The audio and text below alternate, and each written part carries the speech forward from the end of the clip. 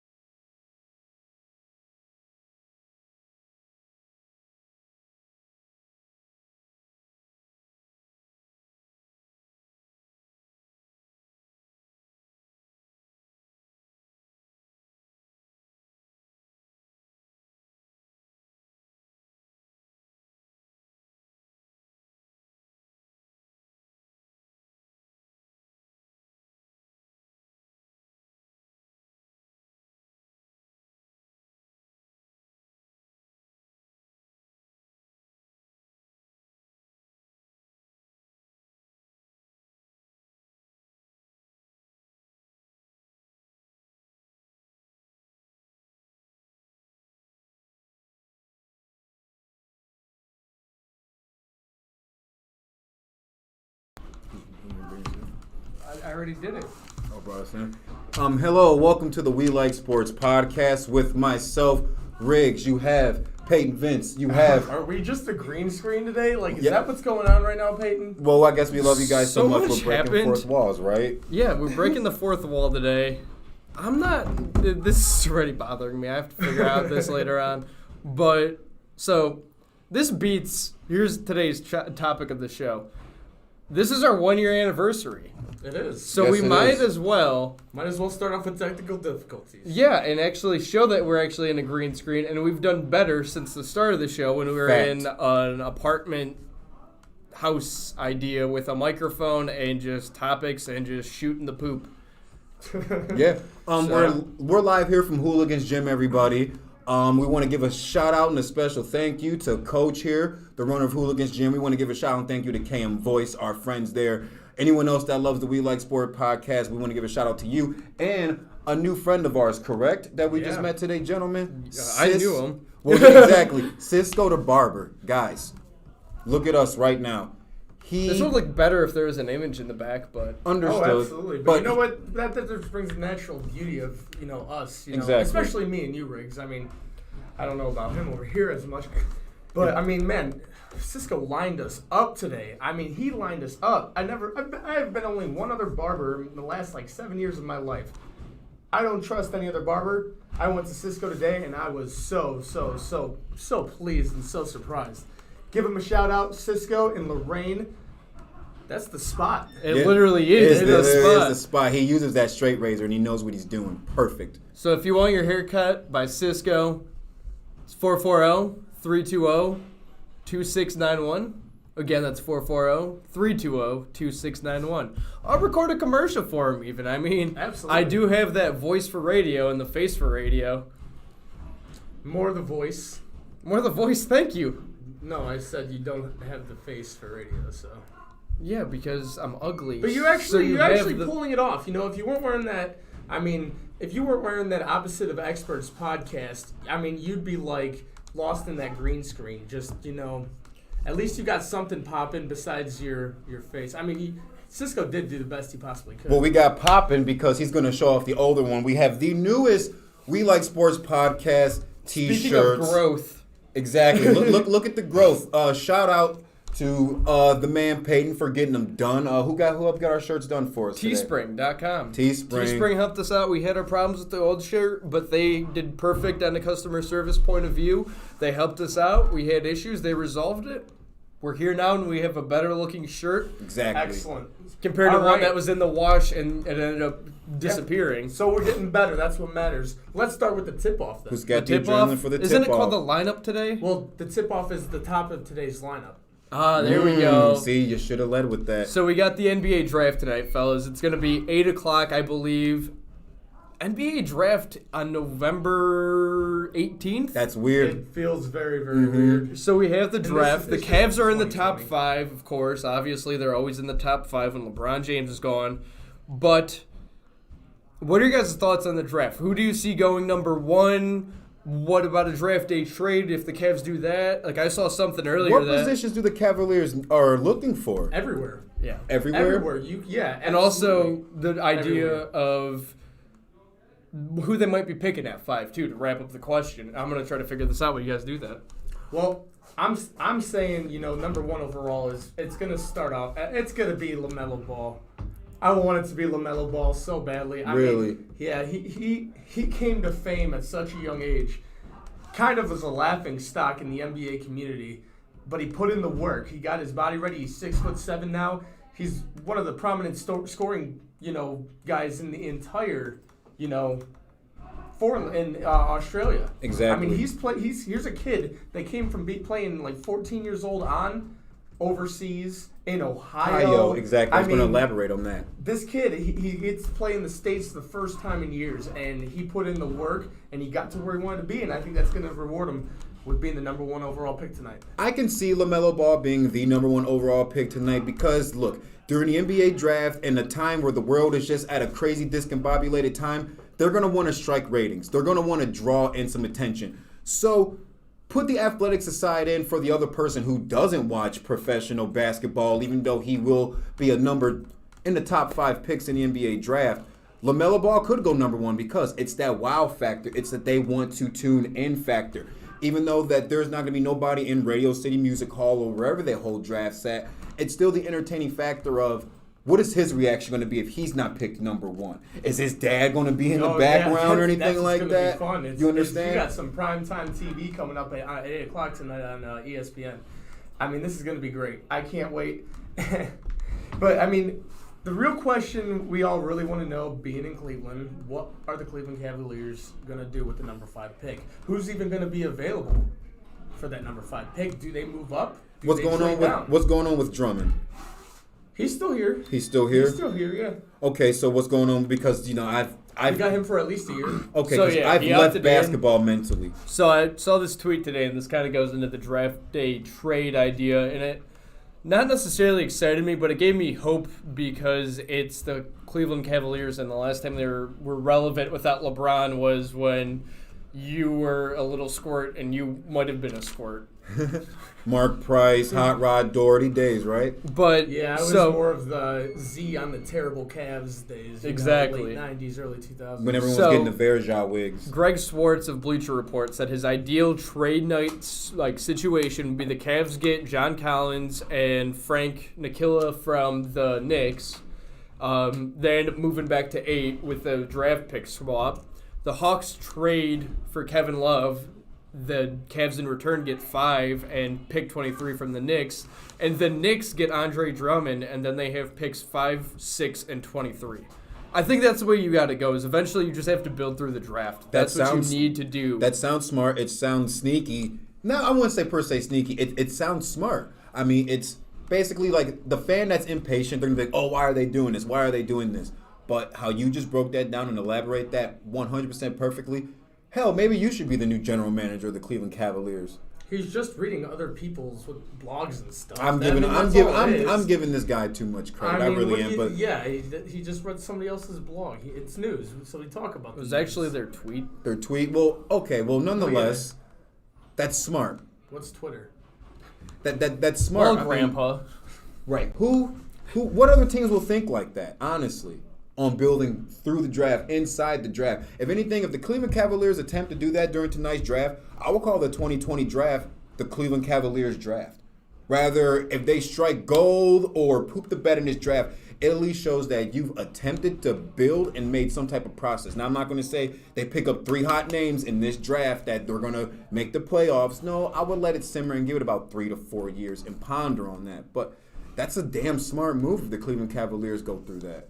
It's at the point that with any kind of sports team, you always end up going through the rebuild stage. It's going to happen in baseball when Lindor leaves, when Santana's already gone, Carlos Santana, you name it. They're literally rebuilding from the ground up. You need to end up building through the draft eventually, and if the Cavs do that and get key pieces overall and maybe bank in and just have that, I mean, if you have teams that are becoming not just big fours, they're becoming strong fives now. I like that. So if you build from the ground up, you could compete because then you have the chemistry. Leave the bullshit alone. I feel like I'm talking as a coach, and it's sad, but leave the BS alone. Let it be. Grow together. And like, let's be honest. If you end up doing your own show, like we all end up having our own qualities. If you end up going off on one leg, it makes it more difficult compared to a group. Understood. Yeah. Yeah, understood. I mean, I guess so. I'm like, are we using Keith in an example with this? Because he kind of got his own thing going on. No. It's just pretty much that like everybody has a quality because like we miss Keith absolutely, and he brings in the quality of We miss you, Keith. KM voice, baby. the knowledge, the expertise, being able to have a show with Peyton Hillis too. Like you have all this stuff. Oh, and it's always he's always my favorite get in the ring partner. Right, Or should I exactly. say opponent? So He's the only one who gives logical thoughts around here. Sometimes, I mean, Riggs, your thoughts on some of these get in the rings are great, but I'm sorry, damn, you look gotta step fresh. it up a little bit. I've been trying, Holmes. You look good. Thank you. You do too. Shout out to Cisco the Barber. Again. But yeah, like that's where you have to do is from the ground up. You have to end up building from the beginning, and everybody has a quality. That's what I'm thinking the Cavs should do this year. But enough of the lineup tip-off whatsoever. Is that it for your guys' thoughts? Okay, I have a question for both of you since we're on the NBA draft right now. We'll get back to the draft. Okay, well, I still want, since we're still in this subject, I kind of don't want to leave it just now. What NBA draft moment do you remember the most where you're just like, damn, that guy's going to be a superstar? Probably the Kyrie Irving draft, just because Him, I had Tristan an Thompson. idea of him playing. It was getting a guy from Duke. Mm-hmm. Duke's a Coach good K. college. That kind of gave me the first and only thought. I'm like, wow, he could be really good. That could be that. And I mean, he was a star in himself as rookie and sophomore year. He just didn't have support around him. Okay. I do agree with that. I do like that. I like how, I want to say it was the draft that right before LeBron came back to Cleveland. And I remember they were like, we have note that if the Miami Heat pick up Shabazz Napier, which is LeBron's favorite point guard in college, he's going to stay on the Miami Heat. And what happened? They pick him up, and I was like, oh, gosh. Nothing. Exactly. Now I'm interested. So is LeBron really going to stay in Miami at that point in time? So I like the drama aspect in there, too. Like, you might heard some rumors and some stories while you're looking at the clock wind down, but, man, that's fantastic. Like, but the Kyrie Irving draft, for sure, 100%. And then also, too, it's always, I generate it this way. It's always the amount of buzz that player brings to the NBA draft. This draft, they don't, obviously it's a weird year, but, you don't hear too many names outside of, the top 5 and 10 that that they're good. I'm only going to go back a few years, but which draft were you more disappointed in the way the Cavaliers took the route? Were you more disappointed when they drafted Anthony Bennett, number 1 overall? Oh, God. Or were you more upset of the fact that they drafted Deion Waiters and Tyler Zeller in the first round right before that? Get it out. It's okay. At first, okay, how it bothered me at first, but I dealt with it how it played out because I thought it was just a rumor. I kind of wanted Wiggins as a Cavalier, but then the whole aspect of, if they pick up Wiggins, then Kevin Love can't come to the Cleveland Cavaliers. And I'm thinking, well, they're just blowing smoke up our asses just to make us look good for once. I'd rather take the young legs and Wiggins. Now, let's play out years later. Kevin Love injured, first round in the playoffs. Next year, comes back, he's banging. He wins, he helps a part of that Cleveland Cavaliers 2016 team. And how's he been the rest of the few years after that? And I'm not saying that, it's because LeBron's not there. No, you were able to hold it down by yourself in Minnesota. Because Kevin Durant pretty much went to the Warriors and I'm saying like Kevin Love didn't stand a chance in the finals against KD. I mean, understood, but it's the old aspect of you can't blame it on one person. It's a core, it's a team thing. You understand? Yeah. But I look back at it now.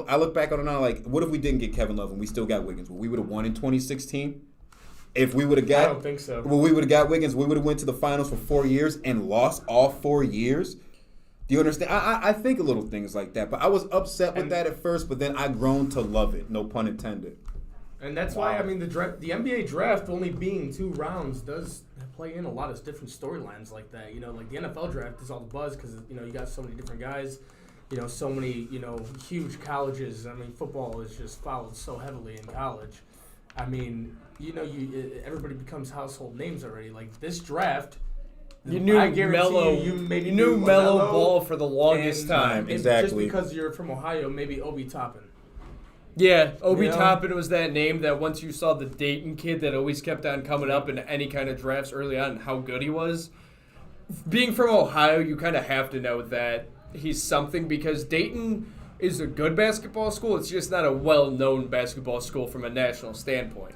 Dayton has some good products. I mean, they always sneak in that Sweet 16. They have the Elite, or not the Elite 8. What's the Round of 32? There's no special name for it. But you had them always competing and upsetting teams like Ohio State one year.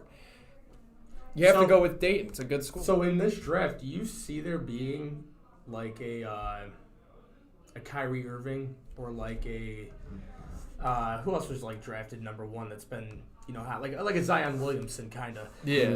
Or are you thinking this draft is more like going to be like an Anthony Bennett? You know, you got a lot of busts in the first top 5, you know, just not a strong draft, you know. I just see this one as not being nearly as strong as some drafts in the past. For me, I'm going to be honest. Recent past. Yeah, I haven't really paid attention to the basketball world lately, but from what I'm hearing and from what I hear in the sports news, on the radio, on television, I have not really heard more than maybe 1 or 2 names out the draft where I'm like, damn, I have to watch this dude go in there and shake he won't shake the commissioner's hand this year, but he will from 6 feet. Exactly. So I haven't heard one name so far that I'm like, oh, great, I'm interested in seeing that. I think the last draft I probably felt like that was seeing Karl Anthony Towns come out in that draft. Yeah, that was a good draft class. Willie Cauley-Stein, like you just knew, like, yeah, you come from Kentucky, Duke, any one of those schools. Notre Dame, and you're a damn good player. You're sitting in that aisle getting drafted. It's going to happen.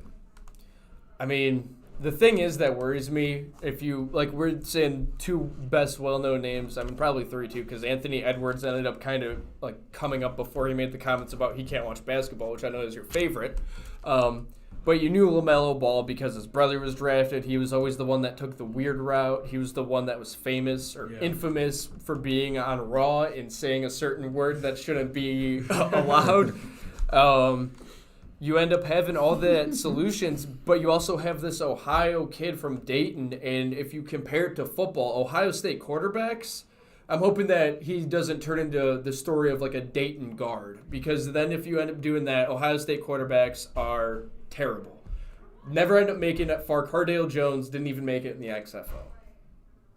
Understood. Some schools just have that history. Exactly. All right, so we're ready for get in the ring. Okay, we're ready for get in the ring. Okay, so our defending champ, Parker Pierce, and to be truly honest, I'm just going to give you these get in the ring questions, and I think I already know who's going to pick what and elaborate on what. So when you get over here, you can sit your phone over here. We're going to do a timer. Whoever can make me pop with the most interesting points within 30 seconds, you're going to win get in the ring. Okay, so before you sit down, I have a question. It's about the NFL, football. Would you rather the Pittsburgh Steelers take a loss in the playoffs, or would you rather the Cleveland Browns give them their first loss going into a playoff season? Who's going first? I'm going to let him build up. Okay, I'll go first. Okay, I and need you your- got this question from Gabe Spiegel, by the way. Shout out Gabe Spiegel. Shout out Gabe Spiegel. Can't stand you. I need your Whoa, timer. he gets a Twitter. This is just a backstory. This is probably costing me points because I'm roasting him right now. No, you're good. He goes, "Happy birthday, Gabe Spiegel, blah, blah, blah, my fellow Scorpion brother." And I'm like, Gabe, Riggs does a great impersonation of you, which he really does. And Gabe's like, I have to see it sometime. So they became Twitter friends, and this man has only had a Twitter for like 2 months. Yeah, I met Peyton Hillis, and he influenced me to get a Twitter. He didn't tell me, but I felt it. I felt the vibe that I should have. Exactly. But anyways, he got the question from Gabe Spiegel. What's the question again? Would I rather have the Steelers miss the playoffs? Mm-hmm. Or would you rather the Browns give them the first loss in the last week of the game, or then you take Or else that loss not in the be- playoffs? Or are you going with the question that you'd rather have them lose being undefeated or have the Browns make the playoffs? Lose being undefeated. Lose being Not undefeated. saying Okay. You'll still make the playoffs. Right. So, Because if you take one loss, I feel like that's going to shake your confidence. I don't know. Mike Tomlin is a good coach. start the time. Ready? 30 seconds on Peyton. I Go. need a ding ding. Ding ding. All right, so here we go. I'd rather have an undefeated, and this is complicated because it's a Steelers fan, Browns fan. I'd rather have the Steelers end up being just in the playoffs and go from there instead of being undefeated. Undefeated doesn't matter whatsoever. Undefeated just means that you make it 16-0 and you beat 16 teams in 16 times. There's never a team that's 19-0 besides the Patriots, and the Patriots didn't even fare that well. Honestly, it's not even worth the time to have an undefeated season because it doesn't mean anything in the playoffs at the end of the day. Okay. You elaborate on the Patriots. That really didn't mean nothing. I like how you also talked about like anyone can do that in the regular season. Like that's easy. So I appreciate. It doesn't matter. It just stands for. It's like breaking a record during the season. Would you rather break a record as Barry Bonds hitting 73 home runs, or would you rather have a winning World Series? Because it's not an individual sport at the end of the day. I'm a team player. That's all. Ready, champ? Yeah. All right. 1, He 2. give him a minute. He's allowed. Okay, you get 60 seconds on the champ. 'Cause I feel like I that. speak for 60 seconds too. You so- ready? Go. Well, I would rather the Steelers lose their undefeated streak because if that happens, you're guaranteeing to stop the undefeated streak from being a possible thing, which ends with the Super Bowl. That's what being undefeated is. Not for 16 games of regular season, it's also postseason play. If they make the playoffs, I can live with that because they still have only a 1 in 16 chance of actually, winning the whole Super Bowl. So I'd rather stop the undefeated streak and let them get their chance in than, worry about them actually just getting into the playoffs. Okay, you have a minute. You're at 34 seconds. I don't need that. Okay. I call that 3-2 because Wait, hold on. Do that again. 3-2. Okay. I won. Yeah, because as a I won. The 1,000th episode. I mean, the 1-year anniversary as episode. a Steelers fan, 56th anniversary, The if you go by the week. as a Steelers fan, you wasn't sitting on no high horse saying like, "Hey, we're gonna win the regular season. We're gonna whoop everybody's asses in the playoffs." Doesn't matter. That does not matter. The reason that you're so humble, like, look, I'm happy that we are 9-10-0 or whatever it is right now. Yeah. But I would like to take one loss to humble me. But that don't matter. Tom Brady, the great, the GOAT, couldn't do it. So if Ben Roethlisberger doesn't do it, who cares? It all matters is if you make noise in the playoffs. Are you saying I lost? Yeah, you lost, man. I just like how I'm you taking would. this to court. I just like He's how never you, lost. I just like how It's you, been- you wait a elaborated. minute. You were humble about the situation. You was like, look, I don't care if we take a loss next Sunday or this Sunday. I need a third party besides Peyton for this. There needs to be somebody else here besides Riggs making this decision right now. Tyler! Tyler, where are you? Tyler's not here. No. We're gonna. I think he's gonna end up No. taking that extreme because he lost for the first time and get in the ring to me. Out of all people, me. But I mean, the thing is too is that as a fan, What did you do, Riggs? I just liked how he elaborated on the situation. So you're saying he won? Yeah, he won. Yeah, it was 3-2 on that situation. Right. But we're going to do the whole championships rematch then? Is he going to get his rematch pretty soon? Yeah, if he invokes his rematch clause, I'll give it. There you go. But the thing is that what the problem is him being cocky bit him in the butt. Oh, you think so? So we'll see. We'll see what happens. We'll see down the line. Just remember you lost. I'm going to end up getting a paper. No, I'm going to get a real championship because I'm not a paper champion like you were.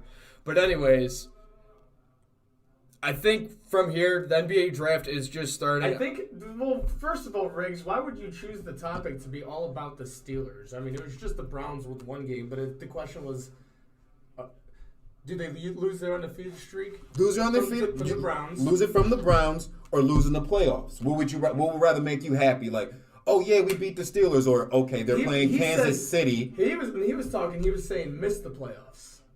That's why I'm like, wait a minute. Did you say miss the playoffs?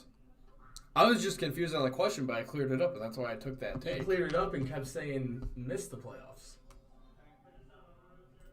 Don't start doing this. The playoffs. How about this? Next week on the We Like Sports podcast, we do a jury. We have a court about this situation. You're taking me to court? You're damn right. So next week on the We Like Sports podcast, professional Parker Pierce takes Peyton Vince to court, and I would have to be there as a witness because I gave the question. So whoever wants to be on the jury next week, let us know in the chat in the fan zone. Yeah, or else just comment on our page too. Earlier on in the week, we were talking about your top 5, or not even your top 5, just your top jerseys that you have in your closet. Because going off of our segment on Sunday at First Stop, Nick's Closet Party, that question kind of arose, so we'll end up getting into that, and we'll read some fan comments too. It's a celebration. It's the NBA draft. It's our year anniversary in November, and it's getting an NBA draft. Weird times. But, Riggs, what do you like doing? I like the Manscaped. Use the promo code SPORTS with DayZ, SPORTZ, ball toner, ball deodorant. I'm not going to tell you guys no more than I have to tonight. Shave your balls. Manscaped. We'll be right back on the We Like Sports podcast. If you're bored in the house and I'm in the house bored. Bored in the house and I'm in the house bored. Why not play with your balls? Our sponsor today, Manscaped, is here to make sure your balls are smooth while you or your partner are playing with them. Manscaped promotes clean hygiene when it comes to shaving your balls thanks to their Lawnmower 3.0. So a little side note, have you ever cut your balls while shaving them? I have, and that is painful. I would not ever do that again, and I would never shave my balls if it wasn't for Manscaped, because once I started using Manscaped, I no longer had to worry about the bleeding anymore. Also, for any new subscribers, you end up getting replacement blades refilled for your Lawnmower 3.0 trimmer delivered to your door every 3 months, making sure your trimmer always stays fresh and clean. And for a limited time, subscribers get not only 1, but 2 free gifts: the Shed Travel Bag, which is a $39 value, and the high-patented, high-performance, anti-chafing Manscaped Boxer Briefs. This is the perfect package for your perfect package. Get 20% off and free shipping with the code SPORTSWITHAZ at manscaped.com. That's 20% off with free shipping at Manscaped, and use the code SPORTS. Make playing with your balls the best part of your day. Thanks, Manscaped.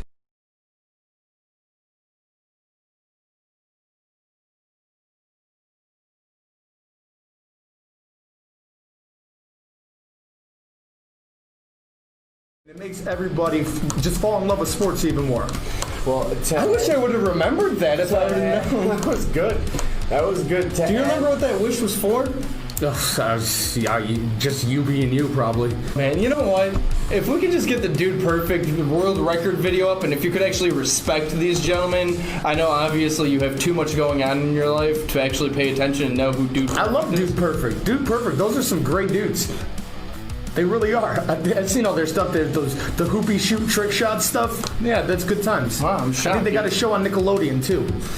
Is that what you That's watch? very professional.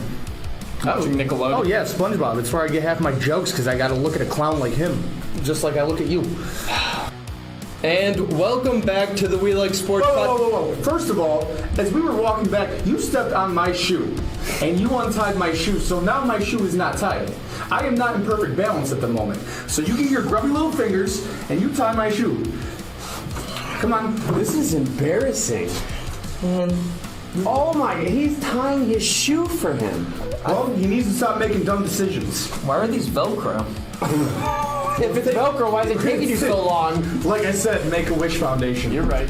So let's see this. Let's see who you are, what you really are. Did you enjoy the Cavs championship more than you enjoyed the Steelers' 2 Super Bowls? Yeah. And this But guy. I was also a kid when I was younger, and I had a You were a kid when you were younger? No way. Man. This is really a The jerk. producer's losing it. Oh man. But anyways, I was gonna get into one more NFL thing, but it looks like it's almost time to take another break. When we get back, though, I guess Parker Pierce would understand this, and you were too because you used to be a wrestling fan. The rest of the show, now it's time for the main event, baby. I like it. It's baseball time. We got Trevor Baseball. Bauer. Is baseball back? And we have the Cleveland Indians. Don't go anywhere. And also make sure that you follow us on Instagram, pro_Parker_P. You got Toolbag, Pittsburgh Steeler Head and Shoulders, and you got over here Keith Migra -Hillis1. Give us a follow. Wednesday, 7:30 to 9:30, Facebook Live, We Like Sports Podcast. Leave us a like, give us a follow. Social media, Twitter and Instagram, as you see scrolling across, We Like Sports PC, as well as YouTube, We Like Sports Podcast. And then that replay on Wednesday is 9 a.m. Thursday morning. 9 a.m. Thursday morning, Apple, Google, Spotify, and Stitcher. I lost my train of thought. Rambling again. But I guess we'll see you on Wednesday. Hopefully the show's still going on. So catch you then. Stay tuned, stay safe, and we'll see you Wednesday, 7:30 to 9:30 with more sports. Peace out. And welcome once again to the We Like Sports podcast with... Oh, I get to do it. Yeah, Riggs isn't here right now. Keith, Peyton, and... Oh my God. Boys, let me tell you what. I am the professional one, Parker Pierce. And I've been listening to you jabronis over the last several weeks. And it's clear that you guys make some valid points, and they're pretty decent considering you talk out of your rear end all the time. So I'm hoping that with my new presence in the studio, I can shed some light on the real sports world, since I am the only one who is actually a professional.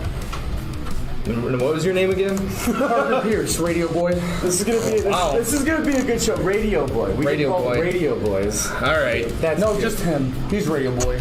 All right. Well, I am on the radio. Kinda, sorta, sometimes, and I have this podcast. Welcome to the We Like Sports podcast. Before we get any further, it's me, Peyton, alongside the professional one, Parker Pierce. You know what? I cannot believe that I am stuck here in this claustrophobic room. And it seems like we're in this big stadium. We're in a small room, and I'm stuck with this dude. And I can't believe that it's just me and you right now. Oh my God! Like I'm sick to my stomach. If there's any way to describe this guy, he's a case of the Mondays. And today's a Monday, and we're running late because he decided that he was just gonna let his bumper of his car just fall completely off, and then stop at Drug Mart and get duct tape and duct tape it back. I mean, what is wrong with this? Like, oh my gosh, this guy, he's just an entire case of the Mondays, and I really don't even know how to deal. I'm gonna deal with him all by myself, really. I mean, you could still have unorganized play. You have to have organized play, because the only way you're going to win is if you play with your team. You can't just pick up and go, oh, I'm going to go play with a couple guys from Golden State, or I'm going to go play with a couple guys from whoever's in that 8 team. You know, Isn't that you need what to Kevin build- Durant did, though? You need to build team chemistry. Isn't that what Kevin Durant did, though, Parker? Didn't he just decide to go play with whoever? He did. He did, but he's the best in the world. I'm talking about trash, young talent that needs to develop, Peyton. And if you make one more asinine comment like that, I'm going to throw you off this second-story balcony. But, and also, too, I can hear you on my phone. You do sound like an idiot coming through those speakers, too. Welcome back to the We Like Sports podcast with myself, professional Parker Pierce, and these two jabronis over here, Peyton and Keith. And you got my name right. you had to remind me about 3 seconds ago. It's on my shirt. Yeah, that's really the only way I'll remember it. But before we get back into our next segment, talk about the NBA, we are sponsored by Unforgettables, a little company that makes baseballs. Each is designed by the artist from a hand painting, then printed onto real baseballs. Designs include baseball stadiums, past and present, baseball history pieces, tons of designs worth taking a look. Unforgettables.com. Chef them up. And I can tell you what, these baseballs are very, very professionally done. They're beautiful. I mean, it's not like Peyton in 4th grade drawing with a crayon on these baseballs. These are high quality design baseballs, people. Check it out. Use promo code SPORTS and get 10% off. And that's sports with a Z. Look at that. Man, he really is He professional. is better than us. So going back really quick for the 2020 season, obviously you mentioned last Wednesday, like we kind of had the thoughts about the Indians and the over and under of 32 games, and a lot of people, I know we didn't get to hit on this last week, but if you are the Indians ownership, meanwhile at the same time you're also having Chris Antonetti say that the Indians are in such a terrible predicament, blah, blah, blah. They lost out on money. They can't afford people. Obviously, I mean, everybody's losing their jobs here. Unless if you're somehow set in a professional dart player, I'm assuming that you're usually... Okay, everybody, welcome back to the We Are Sports podcast. We are sports, aren't we? The- Our 1 year anniversary show, off to another hot start. It's because I'm in my head now because I'm getting phone calls about how I messed up getting the ring. Dude, it's in the title. It's understand. on the screen. I'm just in my head about how I messed We up. are sports. I messed up getting the ring, so now we're gonna have to do a recount on this situation. Yeah, because Parker Pierce asked for a recount. we're gonna have to do it. So you are the get in the ring Interim champion. winner elect. Winner elect. You're the winner I'm the elect. interim champion. No, you're the Get winner. out of here. You won't fully take control possibly until next week until the votes get recounted. But we're back here on the We Like Sports podcast. I'm glad you got it right. You've only been doing with me this the longest. Exactly. Thank you everybody for joining us. So what's our next topic for today? Line up one more time. Cisco the barber, because my head and my haircut is super tight. Like I feel it. Like I like I feel that like a whole new after person. haircut. Like I feel like a whole new you person. feel everything, and you're like, man, that's super nice, super like just like smooth, kind of like Manscaped, but for your head. But Cisco the barber, hit him up. He's in Lorraine at the spot, not the shop, the spot. And his number is 440-320-2691. And I also know that he is on the Cut app as well, or whatever the barber's app is. Style seat.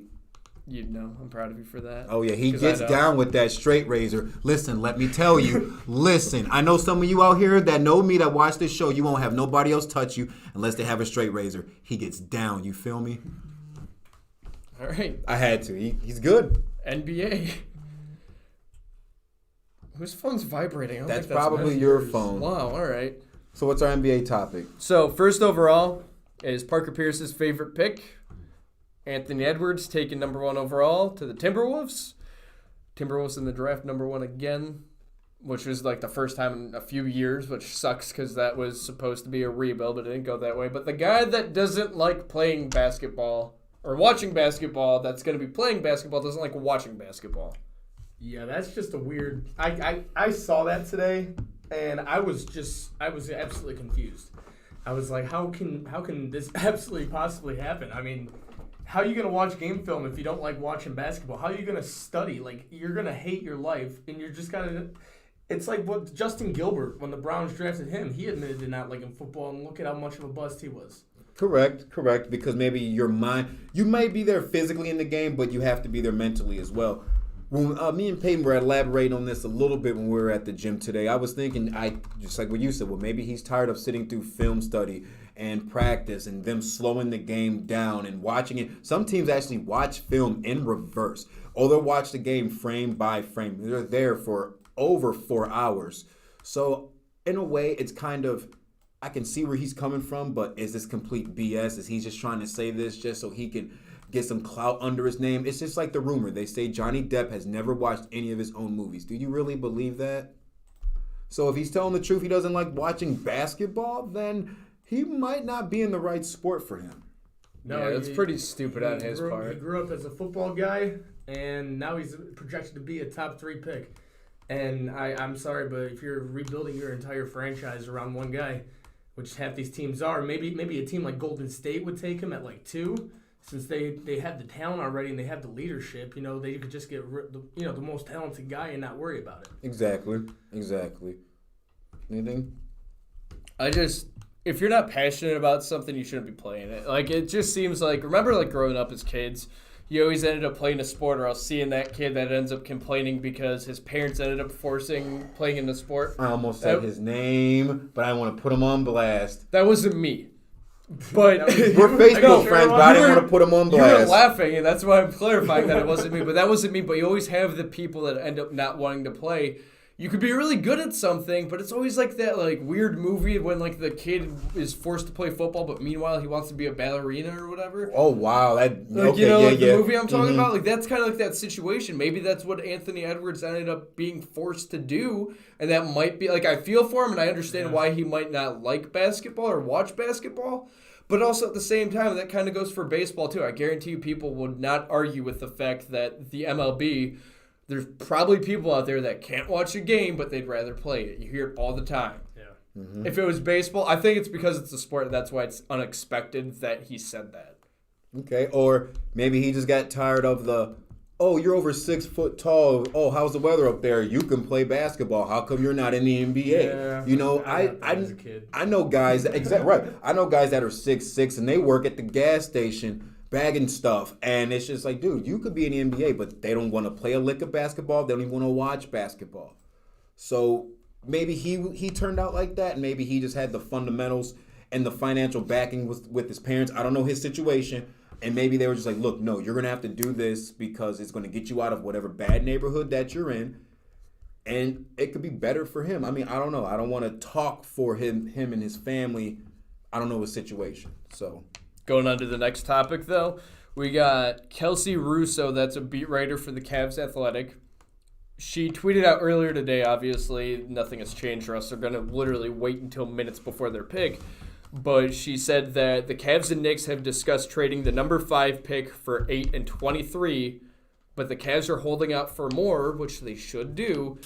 And the Pelicans and Hawks swapped picks 4 for 8, 17, and 35 last year.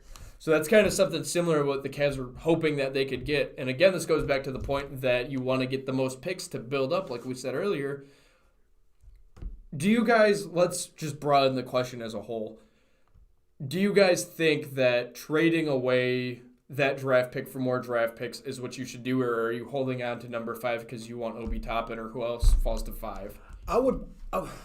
Okay, depending on that situation, I'm probably Harvey Dent. I'm coin flipping it. If it lands on heads, I'm going to keep that number 5 pick, and then with the rest of my picks in that round of the draft, I'm just going to build around that said key player.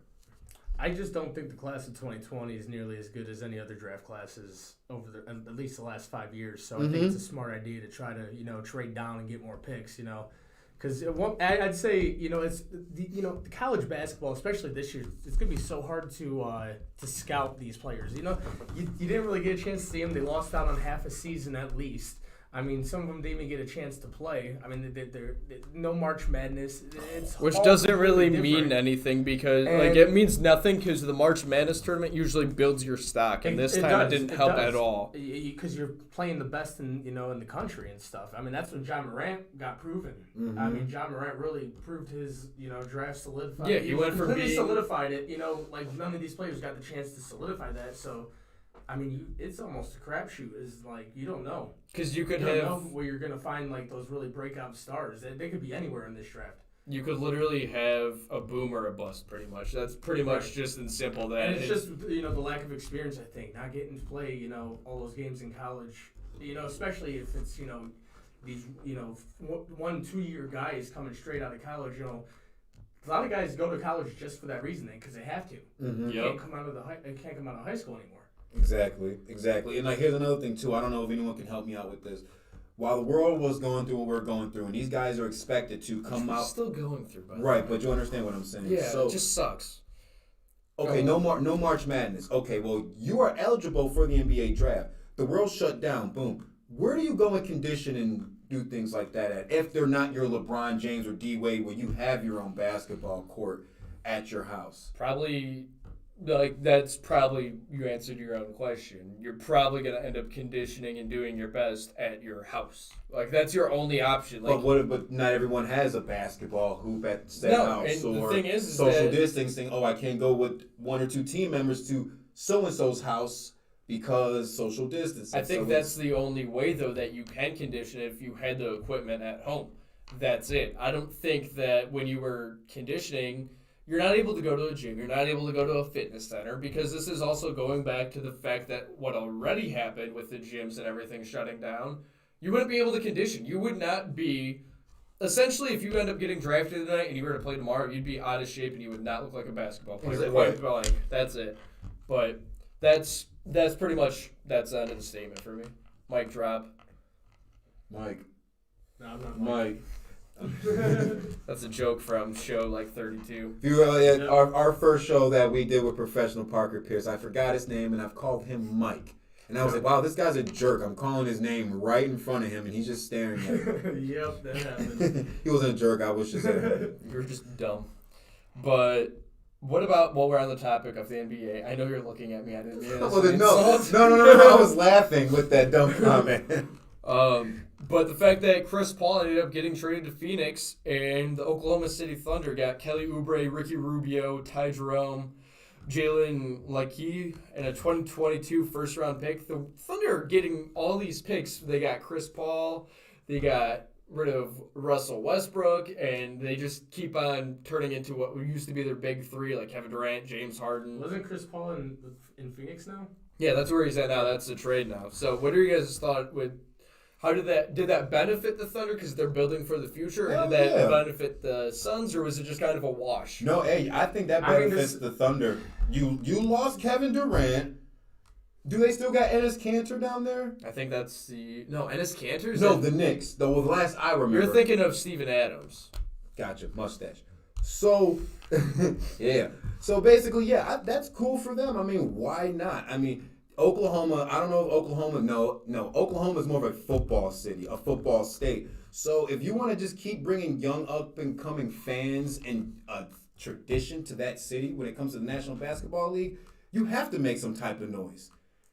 I mean, I agree with like everything you just said, but I think this has more to do about what the Phoenix Suns are trying to do. Western Conference. Without that whole trade, they got a bunch of, Thunder got a bunch of guys that are, not going to really do a whole lot for them right away. I mean, they get more picks. That's good. That we'll see what comes of that tonight. But this is about the Phoenix Suns getting Chris Paul.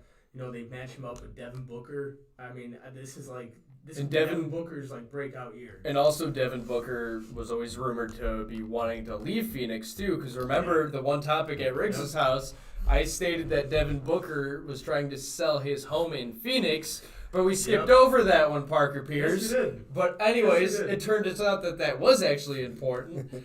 But anyways, Devin Booker, maybe Chris Paul coming to Phoenix, and you end up having a point guard and shooting guard combination. Maybe that could be the start of building a team up. That's what you Who need. knows if LeBron will go there and play with Chris Paul and with Devin Chris Booker? Paul Yeah, and you Devin never Booker, know. Can you imagine that squad? But if in it's 2 years? Chris Paul and Devin Booker, and let's say they do get pieces, how much longer can you rely on Chris Paul with his age and No, I think he'll just everything be that? like a Mo Williams, be buddies for LeBron. Be Rajon Rondo You know what I mean? for the Lakers this year, like kind of similar all together. But I mean, it's just good to have an event because we're back at the fact that sports, they're not stopped completely, but now we only have football on Sundays and college football on Saturdays, and that's your only sports right now. Let's be honest. There's no more baseball. Basketball has a draft tonight, and it's a Wednesday night, so there's some kind of sports action going on, which is great. And football's warming up. Also, Suryat tweeted out, this is kind of concerning if the Cavs end up doing this because I would not like this pick, but he said if LaMelo Ball goes to the Cavs, I will eat a saltine for every retweet and like this gets. Oh my God. And That's too right much. now we're That's getting too much. pretty close with the NBA draft and the Cavs picking the possibility of LaMelo Ball. So, You gotta keep a Would stay you trade tuned up? on that. Would you trade up if you're the Cavs? actually this just in. the Hornets picked LaMelo Ball. LaMelo Ball. Number Let's 2 go is Hornets. James Wiseman to the Golden State Warriors. Wait, who had the number 1 pick? Anthony Edwards to the Timberwolves. Okay, that's what I thought. So Golden State got who? Golden State got James Wiseman, the Okay. dude that ended up getting suspended and then came back. All that whole entire fiasco for this year. Pick 3 was the Hornets getting LaMelo Ball. Ooh. Also, LaMelo Ball. They just lost Drew Holiday. Exactly. And maybe they already had that negotiation going on. Like, hey, this is what's going to be happening. If it falls to us, good news. We have somebody to bring in. It's always... But All right, so we're close to the Cavs picking number 5, right? Yeah, I feel like we should end up just talking a little bit about Ohio State for a minute until the Cavs end up getting to their pick, because we all know how drafts work. Well, you got the live feed of it? I have SportsCenter updating. Oh, okay. So if we had it, obviously we would share it with you, but we don't have it. But this is... Ohio State's finally playing again after having a week off. There's no fans in the stands. That's not going to be allowed, no family, because everybody has a curfew now. It is what it is. We can't do anything about it. Whatever. I say that every time, and then Keith probably ends up yelling something. But because so it's just the fact that you're able to have football after being off. It's against Indiana. It's going to be a big game because this ends up. Troy and I were talking at the radio station. This ends up coming from you have to win this game because otherwise, if Indiana doesn't lose the game and they play more games than Ohio State, or they end up having the same record, if it comes to a tiebreaker, Indiana would play more games so they get in. Ohio State needs to end up winning, and it could be a year that ends up getting screwed up because of COVID-19. Yeah, I mean, as long as Ohio State just keeps winning, they'll be fine. I mean, that's the rule every single year when it comes to college football. You got to win every single game. Yeah, and what you're talking about, Peyton, about everything going on, Ohio State should look at it like this. Yeah, we have to win every single game, but the world can get shut down at any moment again. You have to play every single game like it really could be your last. Seriously. Also, to jump back to basketball, not mean to interrupt, but Cleveland is now continuing to field trade offers for the 5th round or the 5th overall pick, and that was a minute ago from Adrian Wojnarowski. Oh. So they could end up. That was a Woj bomb right there for me. Honestly, it's getting interesting right now with the Cavs. There's still Chicago Bulls are talking about targeting like specific players that they didn't pick out yet, but I'm scrolling over and over again. But going back to Ohio State, with Ohio State, obviously you want to win every game, and that's obviously if you win, you never end up having to worry about playoffs. If the Steelers end up winning all the way throughout, cool. I know that they made the playoffs. It's not going to be questioned. On the other hand, if you end up having... They should win. It's a game against Indiana, but Indiana has looked really tough this year. And your only other challenge for Ohio State this year, besides being undefeated, like what's stopping you from that, is Michigan. And Michigan's not even good this year, but they always end up challenging Ohio State. Yeah, shout out to my boss, Greg. He's upset that his Wolverines are crap. Yeah, they're terrible right now. It's And so right. fun to watch. It seriously is. Do you know what? And seeing He's Penn in the office State, with his head down. seeing Penn State suck too. That's always a good one too. So, I like watching Penn State.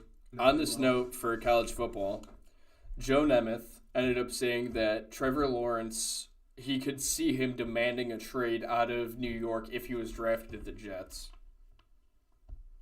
What are your guys' thoughts on that? Is that being... Because Joe Burrow was threatening that too at one point. I feel like that's a little petty.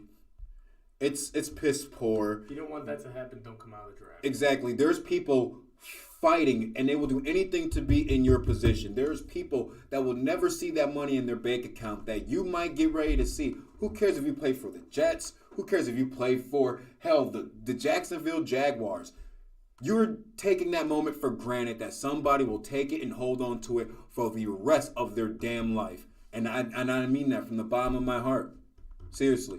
You Hey, if he chooses not to come out, he's got to go back to college for another year. Go for it, bud. Exactly. You're not going to go play Canadian football like LaMelo Ball did. Go play professional basketball overseas. Beggars can't be choosers in that situation. And then that also tells me, oh, I don't want to go to that team. You're a front runner. You care what people think, or I don't know if it's your entourage, your clique, your posse, your over athletic dad that he wishes he was in your position telling you to go there or not go there. do what's best for you, but take that situation, dude, because don't take it for granted. I swear to God, don't. I'm trying to edit myself so well. On another note, for the NBA draft, Cavs pick is coming up just about. The Chicago Bulls ended up picking Patrick Williams, number 4 overall. I mean, Patrick Williams, that's not somebody when I saw the mock drafts that he was in. I don't remember him being in the top 10. Where's he out of? Florida State, which again, it's a little concerning because if I'm the Bulls, because Florida State, it's not one of those powerhouse basketball schools that you always hear of. Mm-hmm. Yeah. Usually it's like your Creightons, your Kentuckys, your Butlers, your Dukes, Kansas. your North Carolinas, your Kansases. Ohio State could be thrown in there, although they're never going to be successful, but they make it there. Mm-hmm. Villanova. Yeah. Syracuse. Yep. We could end up naming all the schools, but it's just there's, and that's not a bad thing either because I mean, look at I think you mentioned them earlier and you said the wrong school, but Norris Cole was Cleveland State. Yeah, okay. That's not a big basketball school at all. It's literally about 30 minutes from here because we're in Hooligans Gym in North Why did that Ridgeville. happen? Why did that happen? Because he got a Ja Morant moment. Got the chance to prove himself in the big dance. Which was surprising, too. Like, that was a huge that's moment. That's why Norris Cole was drafted. You know, that's why he was drafted. And he Because turned of out his to be... performance in March Madness. Didn't he win an NBA championship? Yep. With Yeah. LeBron The James Heat. down He had there? a poster on the Wolstein Center. I remember that. Yeah, The yep. Miami Heat poster on the side of the Wolstein Center. But, I mean, there's just so much that, like, it's concerning at times, but you could always end up proving yourself. Like, for example, who thought that, what's his name? Daniel Jones from Duke would be a decent quarterback for the Giants. Duke is in a football school. Even with Josh Allen, Wyoming. Josh Allen is probably the most surprising when it comes to a college that he played at and turned into a success. Do you feel like that about Mitch Trubisky, North Carolina? Because when I hear North Carolina, I'm thinking Tar Heels, Michael Jordan basketball. Yeah, it's a basketball school. Also, the Cavs are passing on Obi Toppin. This is coming from Shams Charania. You know, Shams. Cavs are passing on Obi Toppin. They're picking Isaac Okoro, which I've heard that name before, but Isaac Okoro. What position is he? I want to say I saw forward. He's a Another guard name. forward from Auburn. 1 guard, 2 guard. Guard forward, so he's like a 3. 3 or 4. But I'm just going into Twitter at this point because I feel like, yeah, live on air, you kind of saw that like this was not the guy we wanted. Yeah, like it was that more so like people were like going. I was hoping for something exciting. I was kind of hoping for the Dayton kid. I wanted Obi Toppin up here. That'd been nice. And now, in other news, the Timberwolves are in talks to trade number 17 to Oklahoma City for Ricky Rubio, who they just got. Yeah. Pick number 25 and pick 28. So that kind of sounds like the 1 year when it was Tyler Zeller, that trade, when you ended up trading all these guys. And, like, the thing is Isaac Okoro, according to Cavs Sports Talk on Twitter, they graded him a B+, best defensive player in the draft, but needs to improve offensively. Maybe he could help out with, like, shut down defense with Colin Sexton, but who knows? Let guys run a little more, create turnovers. And that's where the Cavs, where you saw in the past that they play the best ball. Mm-hmm. Then when the Cavs still had LeBron, you ended up trading everybody pretty much to get your guys. You saw a change in pace in their game because they were more youthful. They more so gave 2 squats. It's just, that's what you want. So maybe that's a good idea, but at the same time, it's not the guy that you really wanted. Right. Is there any other thoughts before we end up taking a break? Because I'm trying to figure out. So we'll say this, and then we'll end up taking a break. Keep you updated with the NFL draft news, but obviously. NBA draft. Did I say NFL? Yes, you did. I was going to let him go and tell him in the car ride home. So Okoro is 6'6", 225 pounds. He averaged 12.9 points and 4.4 rebounds for Auburn. Good news, Auburn's a basketball school. Like, it's kind of that hit-or-miss basketball school. On occasion. I'm not upset with it when it comes to the school. The chick jumping and from Auburn into the bush from her seat to get on the field during the football game. Yeah, I know what you're talking about now. But yeah, I mean, that's what are your? I feel like I'm talking too much about the Cavs draft. Like, what are your guys' thoughts? Is it just first instinct? Is it? Are you happy about it? I'm not very happy. I mean, we'll see what happens. I mean, We'll see what happens. Well, I wanted it, but I mean, we don't know a whole lot about this draft. We didn't get a chance to see these kids in the big dance. It's really like unfortunate. I won't even call it a sleeper draft either. You know what I'm saying? Like it's a wait and see. Yeah, and honestly, everybody has the same reaction. Cavs are dumb, meh, whatever it may be. We'll just keep you updated from here on out. We're going to hop into MLB. We're going to talk about the Cy Young winners. I know Parker Pierce is so excited for this one. Oh, yeah, we got him again. We talk about him more than Shane Bieber. Well, we'll find out. He's got a point. On the Like Sports Podcast. He's got a All point. we do is talk about him. Who are we talking about? We'll find get out. there in MLB when we get there, when we come back. And then NFL, obviously, we'll be talking about the Browns. Stay tuned. Stay having fun. We're still going to get to the jerseys And in we your got our closet. pick'ems. We Yeah, got our pick'ems. I hopefully. passed Tyler, I think. I took a crazy bye week, and you'll know when we get back when we start picking. Well, not when we get back to start picking. You'll find out. All right, we'll be back on the We Like Sports podcast. Riggs, Manscaped. If you're Bored in the house and I'm in the house bored. Bored in the house and I'm in the house bored. Why not play with your balls? Our sponsor today, Manscaped, is here to make sure your balls are smooth while you or your partner are playing with them. Manscaped promotes clean hygiene when it comes to shaving your balls thanks to their Lawnmower 3.0. So a little side note, have you ever cut your balls while shaving them? I have, and that is painful. I would not ever do that again, and I would never shave my balls if it wasn't for Manscaped, because once I started using Manscaped, I no longer had to worry about the bleeding anymore.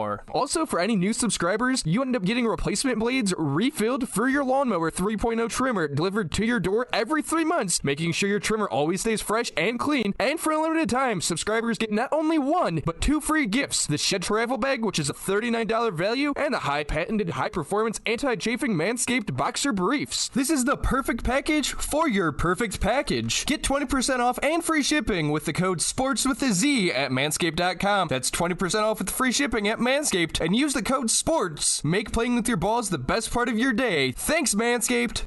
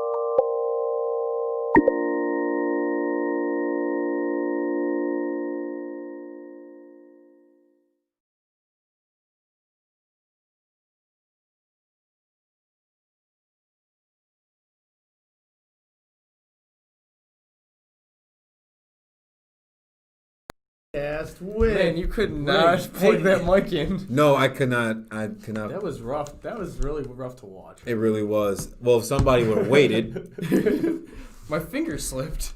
as you were. Anyways, as we end up getting back, I need to change the scene over. Shout out KM Voice. Shout out Cafe CBD Delight. Veteran No Sports. He even Sir- messes it up. Cafe Delight CBD. Delight Cafe CBD, guys. Come on. Brandon, shout out to you. Brian Flew, Keith Migra, our producer Tyler. Be safe, have fun, and we cannot wait to see the finished projects. I feel like that was like the ending to Saturday Night Live. And all of a sudden we start waving and everyone's hugging. And, oh man, I wanted to host SNL when I was a kid. I wish you still did. I'll tell you my musical hosts on the way home. Just say it now. Hey, A Tribe Called Quest and Motorhead. who would be your guests on your Saturday Night Live? My if guest- you had a talk show, because we're going not into Saturday Night Live. If you had a talk show, Obviously, we're having fun. It's the year anniversary.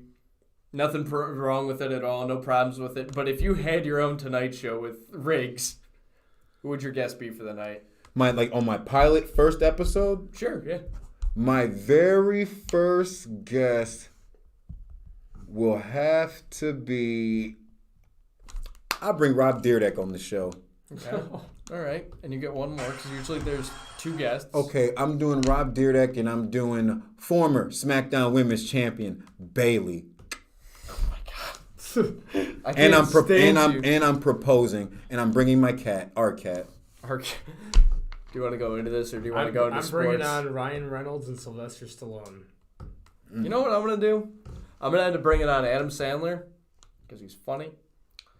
And I'm probably going to end up bringing on Fast and Furious' own Vin Diesel. Okay. Then, Okay, no, we don't need to get into Ariana that. Grande is the special guest musical guest. The special musical guest, that's the one. But anyways, We're in the MLB now. We're going to talk about our Cy Young. So Trevor Bauer. from the That's National it. League and from the American League, our Cy Young winner, Shane Bieber. Cleveland What- Indians own. What an incredible year for Shane Bieber, besides the playoffs, but we're not going to talk about that much.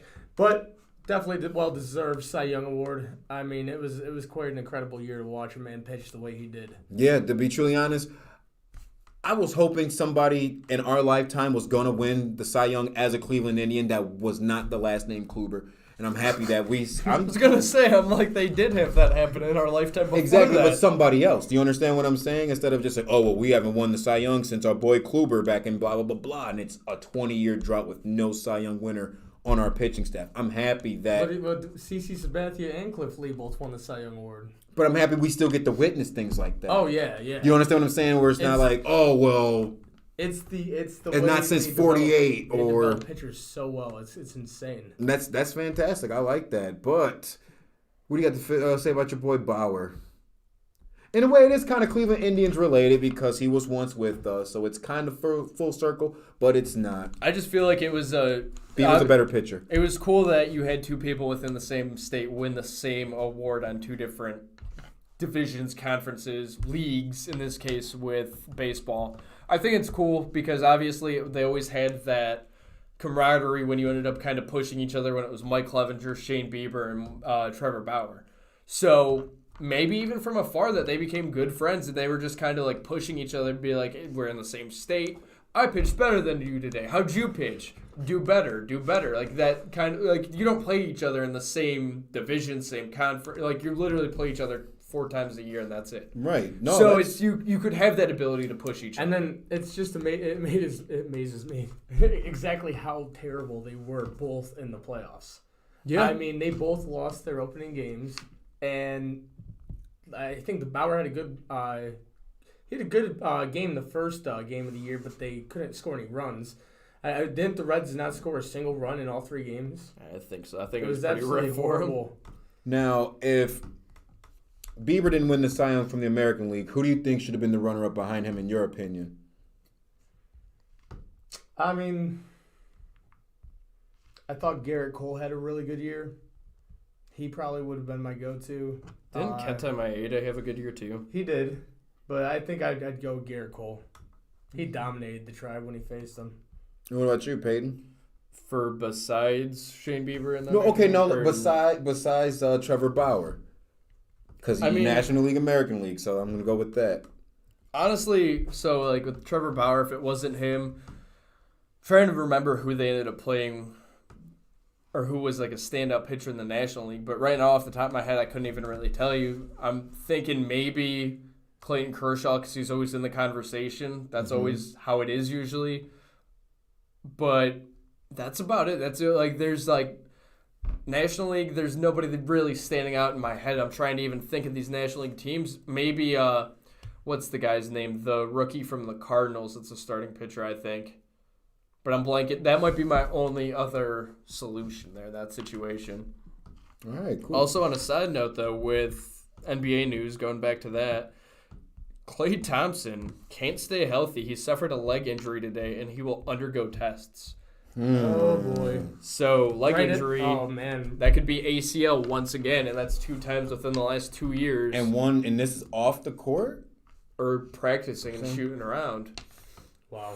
That's a tough loss. That's a tough loss. Get well soon. I hope you're not damaged goods to some teams. And that's the one part that's going to suck. And that's the surprise thing, too, is that you are actually, he plays for the Warriors. And that's the nice thing about sports is you could have that sincerity when it comes to something serious. Like Kevin Ware, nobody knew who he was, but until he snapped his leg in half. Yeah, so everybody knew who he was, and everybody paid attention to Louisville that year too, because you're like, maybe they'll do good, maybe they'll play for this. Like, it'd be a good story. So people are always intrigued. Not everybody's a piece of crap sports fan at the end of the day. Even if I'm a Steelers fan, you guys are Cleveland fans. It is what it is. Right? Yeah, I got love for some Steelers fans, for real. Like, I got love for him, Mr. James White.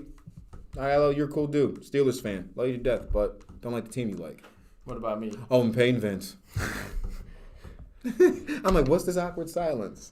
But anyways, for the MLB aspect, I want to say that's it. Thinking of MLB for the time being, nothing's really coming to my head. I'm trying to remember if some NBA or MLB. No one news. sold their house. Oh, actually, No one had a kid. No one's got a tattoo. I actually did have one. I forgot. You know what I said?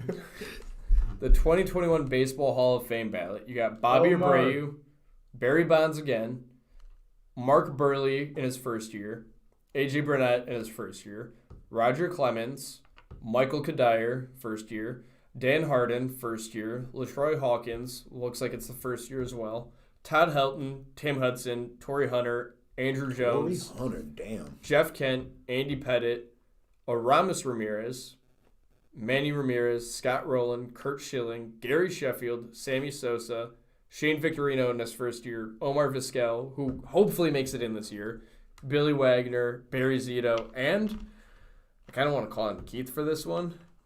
First year ballot, Nick Swisher.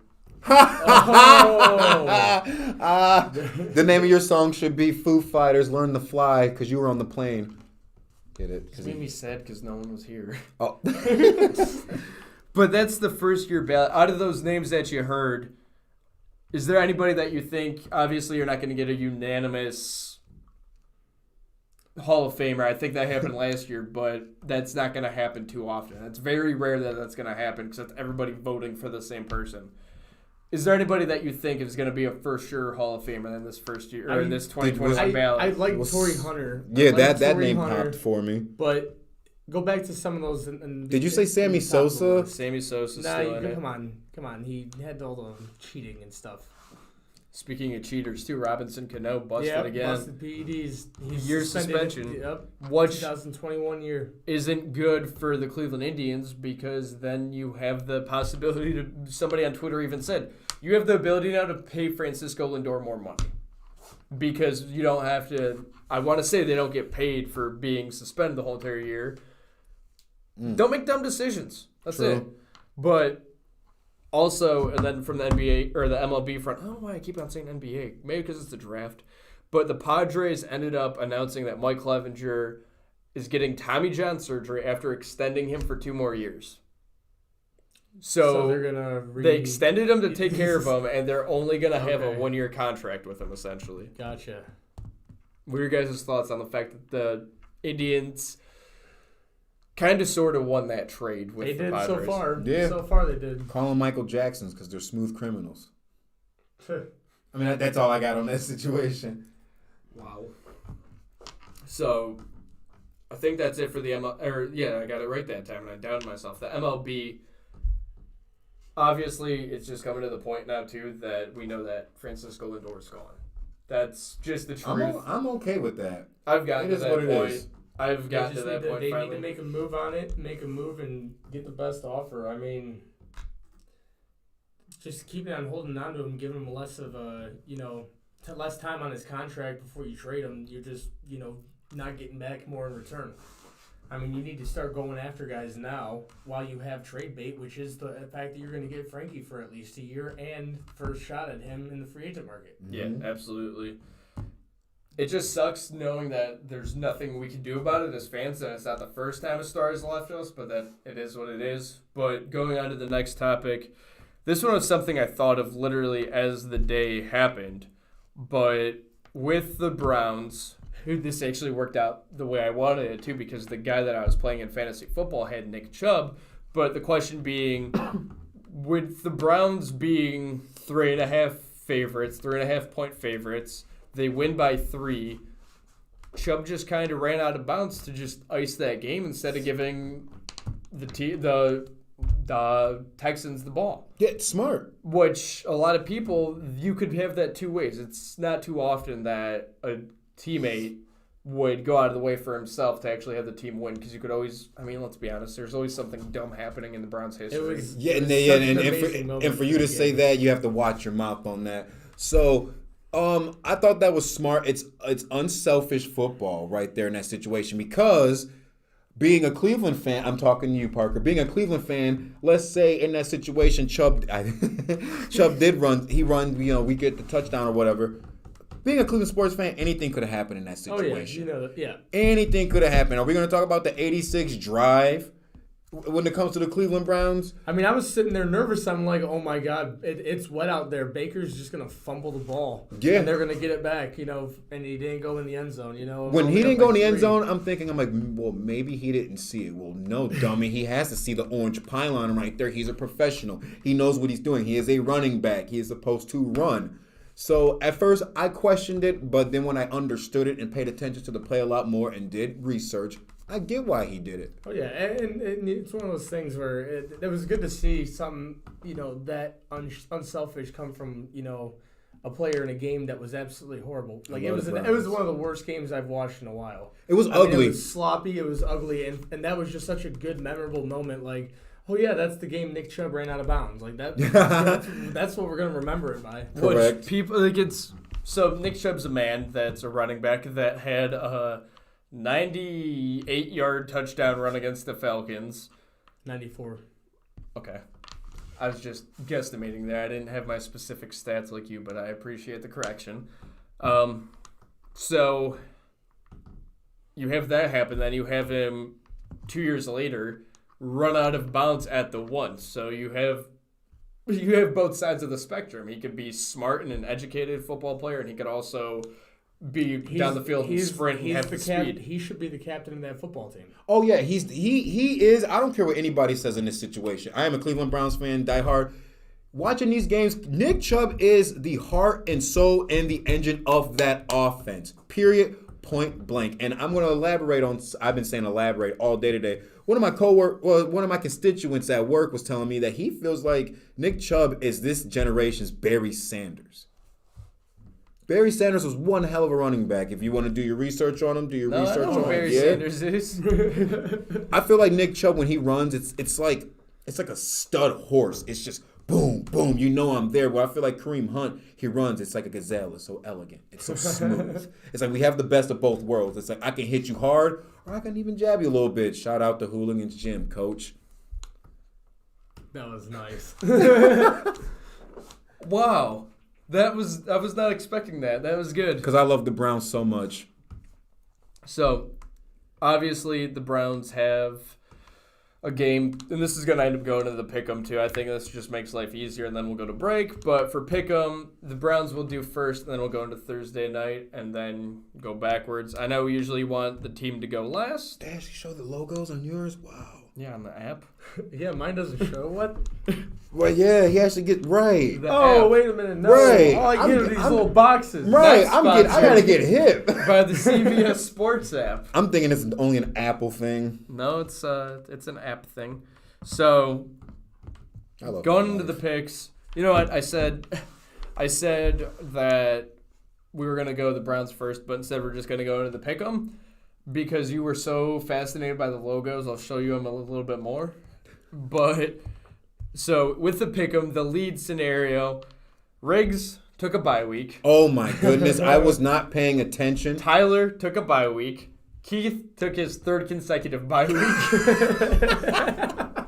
Matt Tift took his 9th bye week in a row. Actually, 8th, because we started week 2. And Parker and I were the only ones that competed. I have 86 picks right this year. Parker has 80. Ooh. Damn. Tyler has 78. Oh, Keith has 59, Oh, and God. Matt Tift has 12. Riggs, you have 69 points. Nice. For the second consecutive week. I was not Nice. paying attention when we did the pick'ems this week. I took I won't even call it a mental buy. I will call it a dumb buy week because I'm in the middle. I was in the middle watching that Thursday night football game, and I'm sitting. I'm like, yeah, nice. I asked him. I texted him, and I'm like, "What are you doing?" And he was like, "Watching the football game." And 2 seconds later, it's another text. Shit! I forgot to make my picks.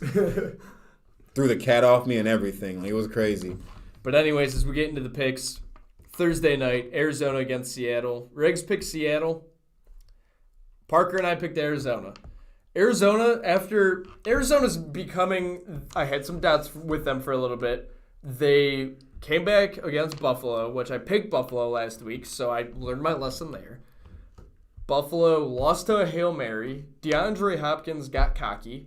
He also had the Jumpman logo on his glove too, which a lot of people said that would be advertising for the Jumpman brand. But they ended up winning last week. I think that success continues on. Even though they're the same record, Seattle's had their fair share of losses. They're not looking like that dominant team that they once were to start the year. Seattle's been struggling lately. Russell Wilson is kind of just pulling himself right out of the MVP race. I mean, I think he has like 5 or 6 interceptions in the last 3 games alone. And, I mean, with Kyler Murray's doing exactly what the Cleveland Browns wanted Baker Mayfield to do last year. You know, he's got this high-powered offense, and he wanted to be the playmaker that Kyler Murray's being. And it's no dog to Baker because Baker's doing a lot better this year. You know, he's managing the game well. We're figuring out more of who Baker is, but Kyler Murray definitely is doing what we all thought Baker was going to be able to do last year. Or at least what you saw that first year that we ended up having, where the Browns ended up having the first year of Baker Mayfield. But Riggs, why are you picking Seattle? I clicked the wrong one again. No. In this situation, I feel like everyone's riding high on the Murray situation. Great game, great Hail Mary, but he's going against he's going against someone who's quietly should be the league's MVP. In Wilson, in my honest to God opinion. He's sharp, he's focused. I just think everyone's riding the Kyler Murray high right now because I wish I watched that last play. I did watch that game, and I turned it right at the last second. And Brian wants to tell me, oh, you missed one hell of a play. Well, that's fine. Good. Congratulations for him. But I have the Seahawks. I'm sorry. Next game, Atlanta against the Saints. I picked the Saints. Riggs picked the Saints, but Parker picked the Falcons because Drew Brees is out. I did. That's why. Brees Brees is the most accurate passer in all the NFL, and you lose that, you're going to lose a lot. That is true, but I also feel like they have the advantage right now, the Saints, because you have a quarterback. You could have a quarterback that could line up as a running back and a wide receiver and Taysom Hill. You have your options that they might not start Taysom Hill ever because you have that ability to have that edge, and I'm sure it's at the point that Taysom Hill knows his role. Yeah. Mm-hmm. But Riggs, obviously, I think you're on the same page with me there. Yeah, because the Atlanta Falcons like to invent and find ways to lose. It's like the 2013 Cleveland Browns. I do like rooting for the underdog and what have you, but the Atlanta Falcons lose so many games. The following 2022 football season, no primetime games for them. I'm not even trying to say give them to the Cleveland Browns. No, just not for them. Primetime games should be earned. For just Browns as a whole, or just in general? Every team in a whole. What did you do last year to make me want to put you on national TV so you don't embarrass yourself, your family, and your coaching team? Yeah, that's a fair Seriously. assessment. Next game, Cincinnati against the Washington football team. Everybody is kind of picking an upset here with Cincinnati. I don't even know if it's called an upset. They're the same record, but I feel like Cincinnati has... There's a lot of expectations that are super low with that team that everybody that watches football feels like they're super close to winning the next game. Yeah. They're competing against Joe Burrow, and he's just missing out on a star wide receiver. That's pretty much it, because A.J. Green isn't what he was. Yeah, he's been a disappointment this year. They got to rebuild that offense, but it does all start with Joe Burrow. And But he's been proven that he can be that guy eventually. I mean, he's keeping them in the game. I mean, he has no talent around him, no offensive line. I think the one game he started, and his entire 5-man offensive line was all backups, based from their the opening day starting lineup. Like that's how he has just nothing to work with over there. But they're getting better. Joe Burrow's getting more experience, and the Washington football team is just garbage. Toilet bowl game? That's pretty close to it. I'm going to say that. Next game is the Detroit Lions and the Carolina Panthers.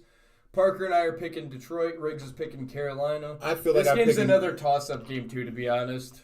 I pick Carolina because they need a redemption song, a redemption story. After that ass whooping Tampa Bay, there's a certain. I'm not even going to use the word I want to use on air right now, but they got smoked, abolished, beat up, smacked around, bamboozled, whatever you want to call it.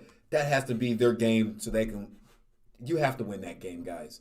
No questions, because you got embarrassed last week. Next game. All right, I like it.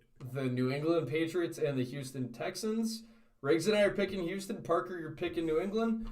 I think this is going to be a good game. You have two similar quarterbacks with Deshaun Watson and Cam Newton. Mm-hmm. I just think that when Houston ends up having the odds against them, I feel like they end up winning. The two games they won, the odds were so far against them that you'd expect them to lose that they ended up winning. Same thing with, I think this is going to be similar to the Titans game. A lot of people are going to be thinking that the New England Patriots win because they had Tom Brady, they had this guy was good back then. It's going to be the same situation, and Houston's going to end up surprising the Patriots. Whether or not Houston could overcome that hump and beat them, or New England ends up holding them like they did with the Texans-Houston game, that's a possibility, but that's why I'm picking Houston. I'm taking New England because they played a sloppy game against the Ravens and ended up pulling it out and winning it. And That's like a Mother Nature game. It was a crazy game, but hey, they were right there with the Ravens, which is better than a lot of other teams have done this year. I like that. Going on to the next game, Pittsburgh against Jacksonville. Everybody picked Pittsburgh. Why, guys? Why is that? Because I'm real We're enough on to the next game. Because I'm real enough to admit that Tennessee against Baltimore. You have Baltimore picked by me. You guys are picking Tennessee. Yeah. Tennessee just, again, when I was picking this game, I was thinking of the Houston Texans game. That game was close. They lost to the Colts last week. The Titans did. I feel like I said the Tennessee Texans, but it's the Tennessee Titans. But they lost to the Colts. Thursday night primetime game. Yeah, they also Derrick lost. Henry has been rough to watch this year. If you're a fantasy owner of Derrick Henry, you don't know what to do with him right now. That's why I'm picking Baltimore. Next game, Miami against Denver. I'm picking Miami. Parker's picking Miami, and Riggs is picking Denver. Miami, Tua has looked good the last couple weeks, and he's a rookie. And him against Justin Herbert, we ended up having... I think we both picked that same game. Denver, they just aren't amounting up. Riggs, is there any reason that you picked Denver, or is it just you wanted to be different? In my opinion, Tua's cool, but like I haven't really seen that one thing where I'm just like, all right, I rock with this guy. He's cool. You know, I respect him as a professional athlete, what he does, but I'm not really sold on him just yet. So, on that note, what we're going to do is take a quick break because I am parched. I would like some water. So, we're going to finish up the 4 o'clock Sunday games, go into the Sunday night game, Monday night, then we'll finish up with the Browns. But we will be right back on the We Like Sports podcast. It's Peyton, it's Riggs, it's Parker, it's Keith, it's Tyler, it's the We Like Sports podcast, it's Hooligans Gym, it's Cisco the Barber. It's all of those. Cafe Delight, too. The Light Cafe CBD. Sorry, Brandon. On that note, make sure you manscape. We'll be right back. Your balls will thank you.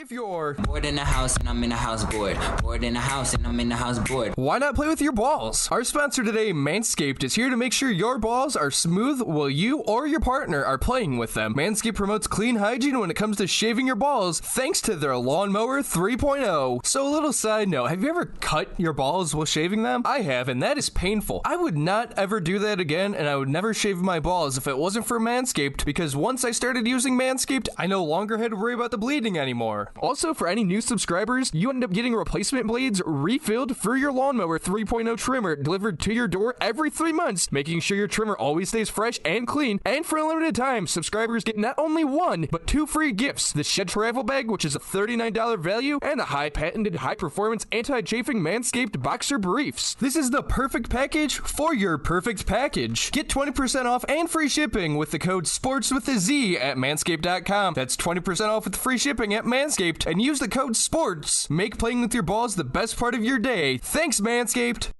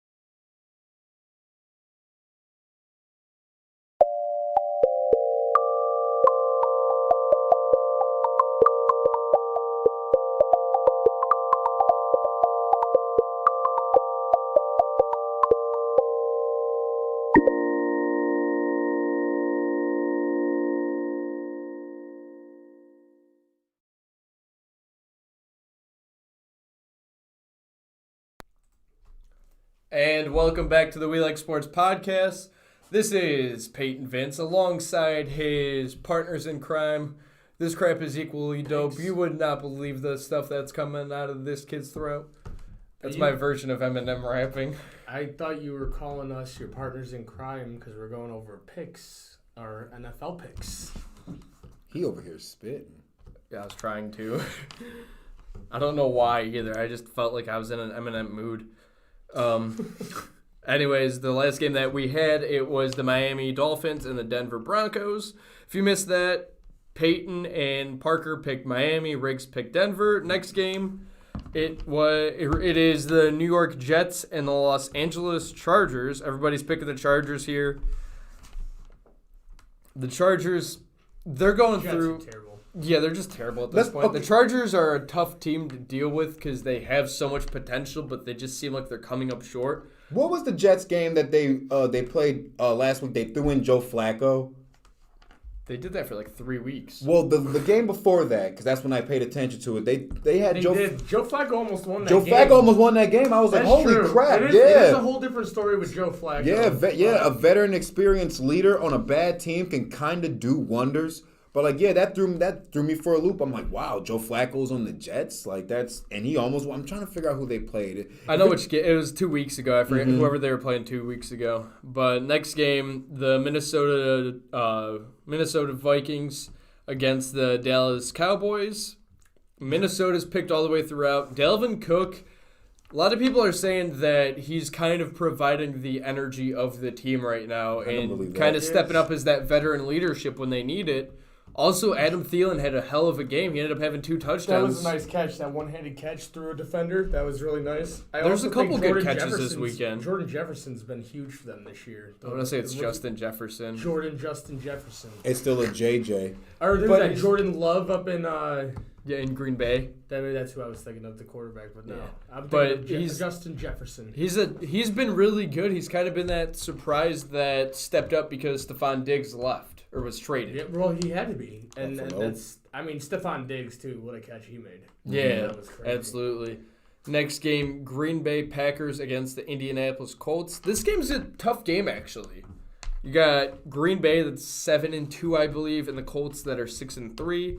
Actually, let me fact check that just in case. I'll look at my logos, guys. It's 7-2 and 6-3. I was right. Parker and I are picking the Green Bay Packers, Jordan Love and Aaron Rodgers. I'm Riggs, picking. you're I'm picking the picking- Colts because I feel like the Colts want it more. You know, like they're hungry. They had or still have possibly one of the best defenses in the AFC. So they took a loss last week. I just feel like that they have to fight. They want this game a lot more. Are they going to Lambeau Field or are They're they in the dome. They're in the at dome. Okay, Lucas we're- Oil Stadium. Well, either or. You got Aaron Rodgers and the Packers coming to your house, and you just got done taking a loss.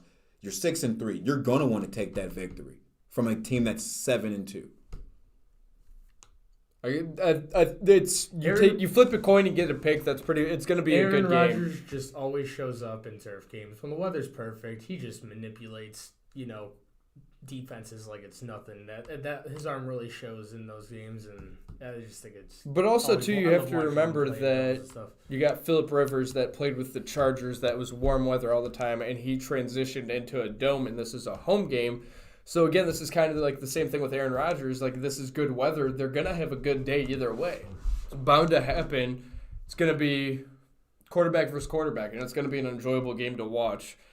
Sunday night game. It's the rematch. Kansas City Chiefs against the Las Vegas Raiders.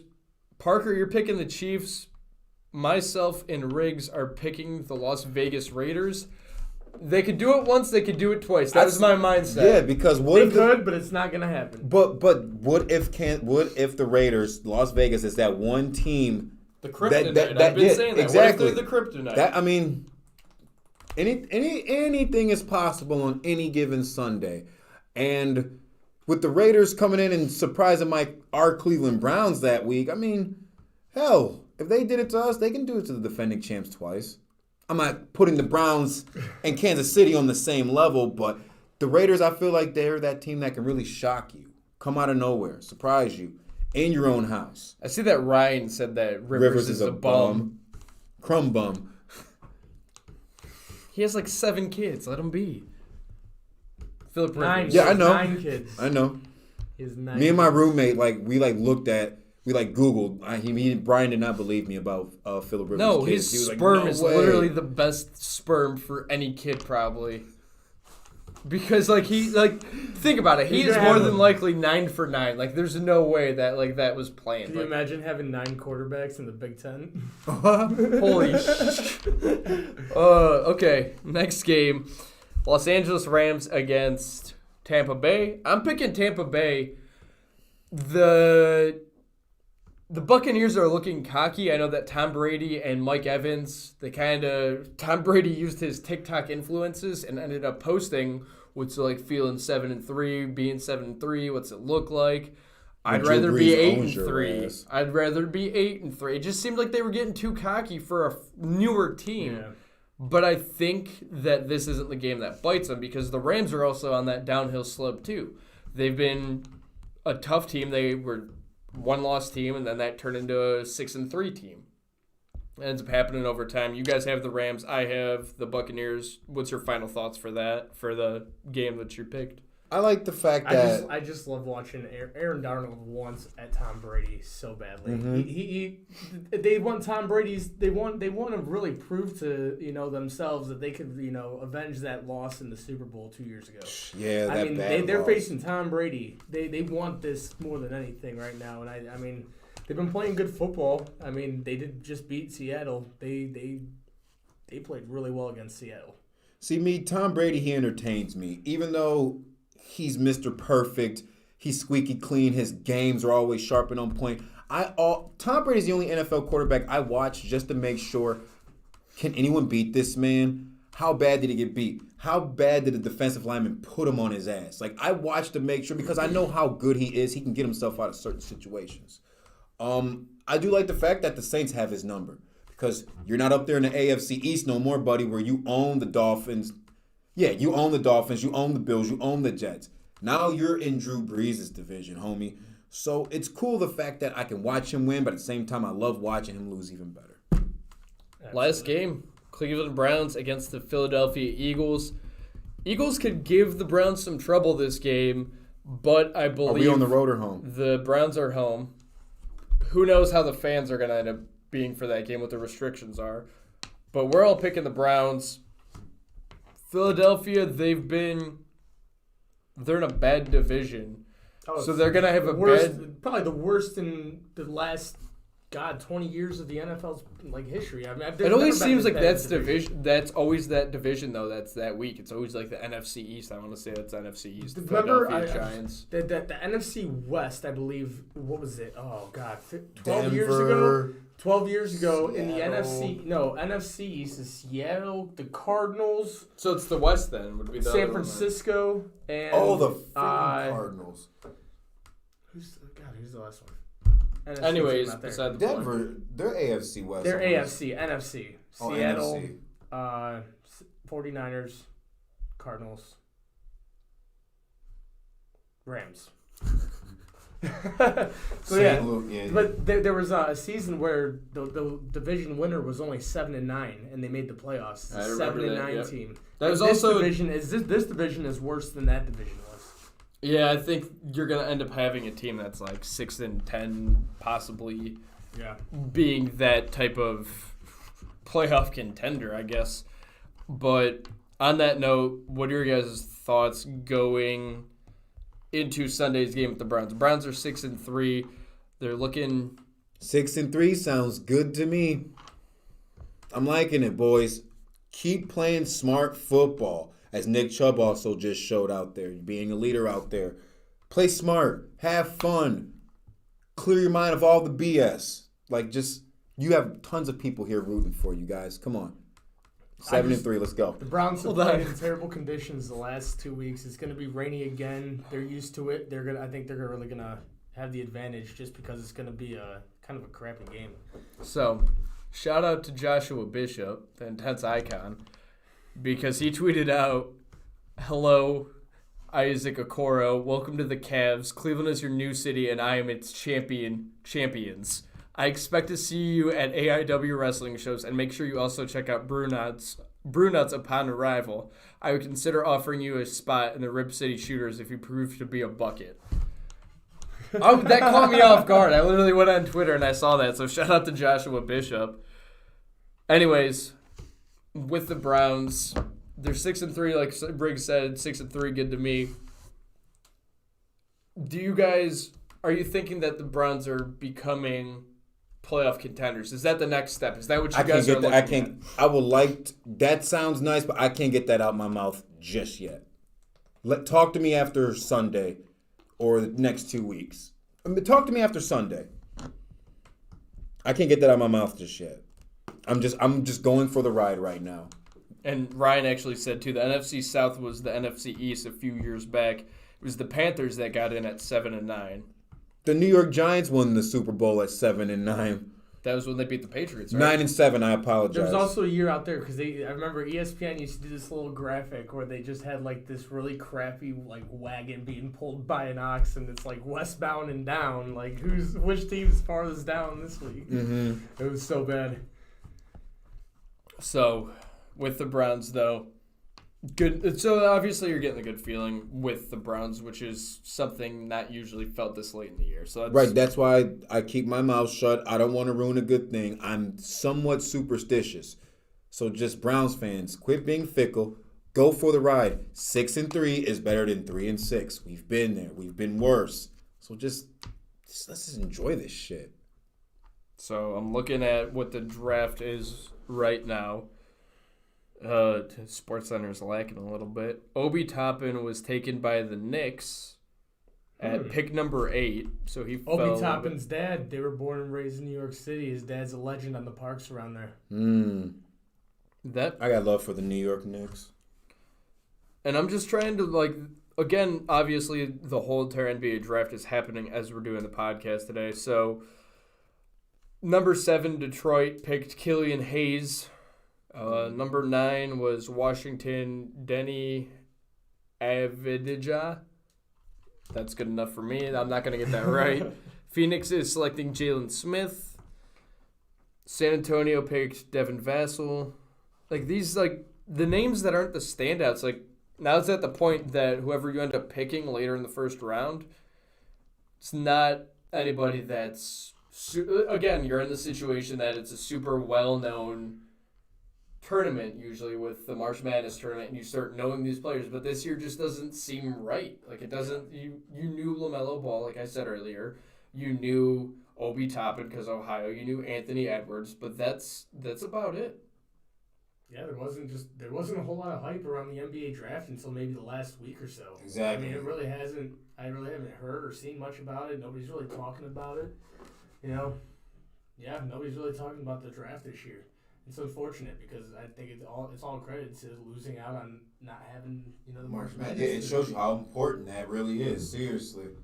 So I'm on sportingnews.com right now, and they're saying Timberwolves, Anthony Edwards. This was all mock drafts that happened beforehand. James Wiseman of Memphis, Warriors. That's right. LaMelo Ball to the Hornets. That was right. Number 4, that was wrong. Obi Toppin to the Cavs. That was wrong. Patrick Williams, that went number 4, was supposed to go to the Hawks or in a mock draft. Isaac Okoro was expected to be drafted by the Knicks, so he ended up going up a couple picks from a mock draft, which obviously I don't see the Cavs drafting stupidly. It's just more so the fact that it's a weird situation. Speaking of weird situations, because I want to make sure that we hit on this too, Houston Rockets are falling apart. Oh, gosh, yeah, they are. And that's something that we need to get on. We're going to be on for another 12 more minutes. We're ending up closing out at 9:35, 5 minutes after usual. We started late. We're going to end a little bit late. We make up for the time. But with James Harden wanting out of Houston, wanting to play with the Nets, supposedly, with Kevin Durant and Kyrie Irving, and then rumors start swirling that Kyrie Irving wants to not play with Kevin Durant and James Harden because then he's not getting the ball enough. It's all a domino effect. And literally, Dominoes James and Harden, egos and First of all, divas. even if this were to ever happen, why would you make it that publicly clear unless you're trying to gain attention from other teams? Because for the New Jersey Nets to go out and actually, I said New Jersey, not Brooklyn. No, I still I was keep watching going. Vince Carter highlights today, right? So, no, the Brooklyn Nets, for them to go out and, trade for Harden now, Houston's got all the leverage. They know that Harden doesn't want to play there, but so they're just going to be like, well, you got to give us something good enough. Otherwise, we're just going to have him sit here and, eat up the last 2 years of his contract. Yeah. Because he even said, he goes, I'm not afraid to make anybody uncomfortable. The guy who's the GM of the Rockets. Mm-hmm. It's complete. I think it's just bull crap. Like James Harden, I thought LeBron James was like something else, but this dude James Harden, he truly, really is. I don't like you said he's putting so much attention on himself, or maybe he's just saying the Nets just as I want to go to the Nets, but he possibly really wants to go to Golden State just to get the pressure off that one said team. But I just don't like the fact that these divas, these professional basketball players, I'm not going to go there and play with this person because I'm not going to get the ball as much. You're professionals. Put your pride and your bullshit to the side and win a championship. That's all I really want to elaborate. That's all I really want to talk about on that situation. Like, it's just you're divas, especially James Harden. You bitch. I got Keith. I love it how it seems like, everybody went west to avoid LeBron in the East, and now all of a sudden LeBron's in the West, and now everybody wants to go East to avoid LeBron. It's crazy. He just has that effect on the rest of the league, and it started with. There's been super teams before LeBron decided to do his and everything, but when the best player does it, not 3 average all-stars, which they were at the time. They were all-stars, they were great players, but they were all average all-stars. It wasn't the best player in the league going out and, My problem Ray is... Allen, it was, Ray Allen, Paul Pierce, and Kevin Garnett. That's like, they were all okay above average guys until they all got together. There's somebody that you'd see, like you said, in an all-star game, but that's about it. That's the only time you'd see them playing together, and that's just because Dwayne Wade, LeBron James, and Chris Bosh, that's just too much. Mm-hmm. Especially back during that time frame. And LeBron, his super teams are ridiculous, of course, outside of Cleveland. And that's why I don't. Oh, yes, I'm about to talk about this. I don't watch the National Basketball Association because everything always happens to your big market cities. Your stupid ass pretty Los Angeles, California. Everything always goes right for them. How come in our situation here in Ohio, we can't be built like how the Los Angeles Lakers built this year? How come when J.R. Smith is in California, he knows which damn basket to shoot on, but when he's here in Northeast Ohio, he can't even recollect that, you stupid son of a bitch? I don't like the fact that everything goes so perfect for LeBron James in other areas but Northeast Ohio, but what you're really from. And those Space Jam 2 jerseys look freaking ugly. I'm sorry, I can't stand the National Basketball Association's just son of a bitch. I can't. I need something to eat. You're just very hangry. Riggs is hangry. Riggs is hangry. Damn. To play a child's game. Wow. I feel like we should have a rant. Oh, I remember what I was going to do. I had a segment set. Remember, I told you guys to pick out a story, and I told Riggs that I was going to do this for him because he picked out the 2 stories. Oh, son of a biscuit. So, obviously, we ended up having our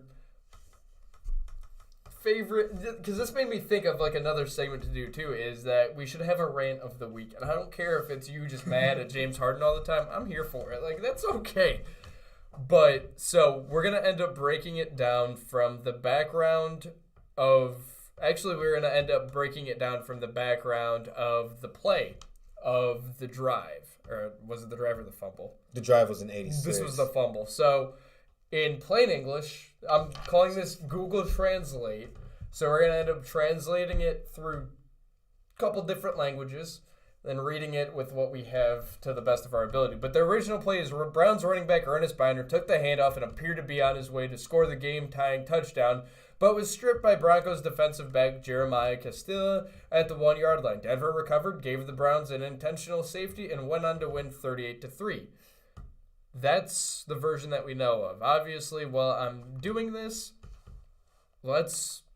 since Riggs obviously wants to talk about it, otherwise he wouldn't have brought it up, what do you guys remember, or what do you guys remember being taught about the fumble? Ernest Binder crying on the field, sitting there like a child. Yeah. Just feeling like it was like that was the worst feeling in the world. I mean, that's something I'm so happy they were able to celebrate him on the championship parade and stuff. That was cool to see. It sucks that it happened, but What I was told about the drive in 87 was...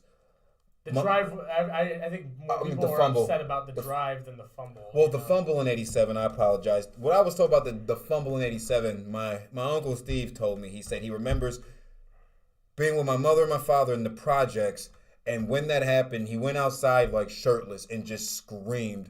Because while it was snowing by the way, and I can just only imagine that feeling and how drunk he was in that situation.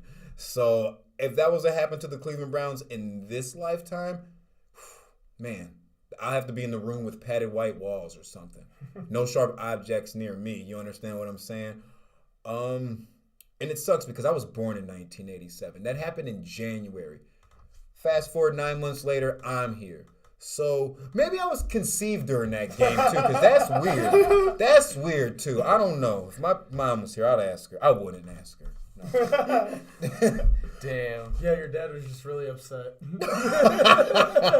So here's what we got. After I threw this through a couple languages, I threw it in like 4 different languages. Obviously, we'll end up kind of intensifying this a little bit more down the future.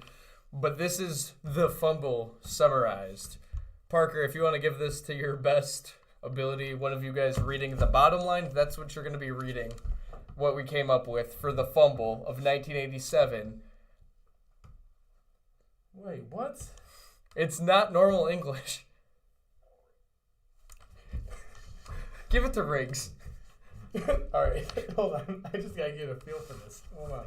It starts off with the coffees. I see that. Oh my God, Greek is even harder. All right. The coffees appear to have been handed over by Ernest Benner and traveled to score the game-winning goal, but were robbed by Broncos defender Ernest Kessel in one of the yards. Period.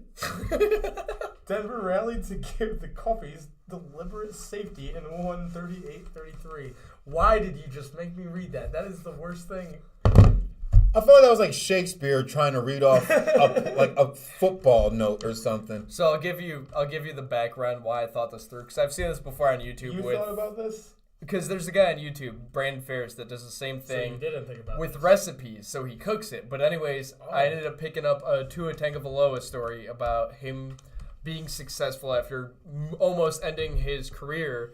But after doing the same thing, the original article that was sports related ended up finishing out with the hospital continues to recover an externally uncertainty called Tagovailoa, the same football player. Alabama coach Nick Saban said everyone has to work harder to work more in the game and almost never see the EPS, and Tagovailoa can see sports. Bella Vastus appeared on her sock. Bella socks, Tagavis, and they looked on a thick Tagavis. I'm riding my socks in my socks. I'm just a pair of these socks. We are all now dumber. I can't even talk. We're all dumber now for hearing what you just said. That last one kind of gave me a headache, but Yes. is the segments is that On this worth it? episode- I like it. It's cool. All right, closing segment, fellas. On this episode, Closing of segment, Like we gotta Sports, go into Nick's- podcast. We need to go into Nick's closet party really quick, and I said that I'm going to pick the 3 best jerseys that are out there that people had said that are in their closet. Sean Ivancic said that he has an Earl Meggett longest yard jersey. I probably know that dude's mom, Sean Ivans. I don't know. I'll see. Is your mom named Missy? Don't be throwing people's. No, that's not her real name. That's her nickname. He'll know if that's his mom. Somebody said they have a DX Suck It football jersey. Mm. That one has to be in somebody's closet. Probably his. And I'm trying to get one more comment because I saw a couple of the good ones. You had...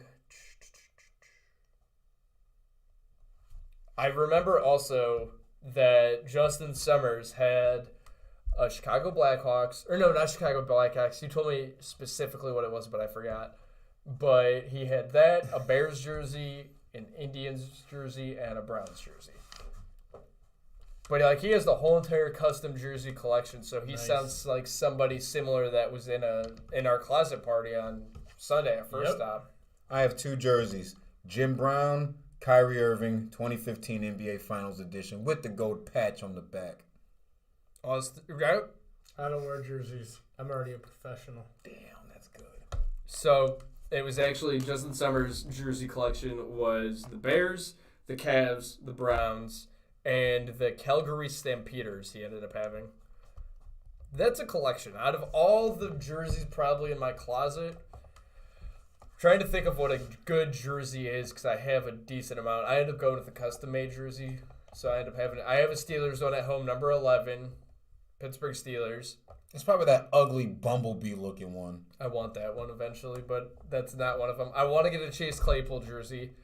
I'm thinking from a baseball standpoint, I have a Victor Martinez one in my closet, but that's kind of just like a classic at this point. I need to step my jersey collection up. That's the truth. I have the old style Walmart LeBron jersey that it works, but I want to step my jersey game up. So obviously I kind of took that as suggestions too. So thank you guys all for pretty much giving your suggestions. What's that last comment say? Huh, Ryan, Mighty Ducks Goldberg jersey. Damn. You should get in line with the other Mighty Ducks guy. Yep. Nick. But on that note, before we end up going, we got to shout out Cisco the Barber again. Cisco the Because, Barber. I mean, I feel like a new man. You look like a new man. It's better than that mustache you had a few weeks ago. Yeah, he said shave that shit, and Cisco did. So, I mean, here we are. Congratulations. Cisco the Barber, everybody. Lorraine, Ohio. His phone number, 440-320-2690. That is Cisco the Barber at 440-320-2691. Can I also congratulate Peyton for going that entire month without getting arrested with that thing on his face? I appreciate the congratulations. I didn't do anything wrong. Cisco the Barber, he even has an Instagram too. So hit him up on Cisco the Barber. It's all one word, no backspaces, no capital letters. One word, Cisco the Barber.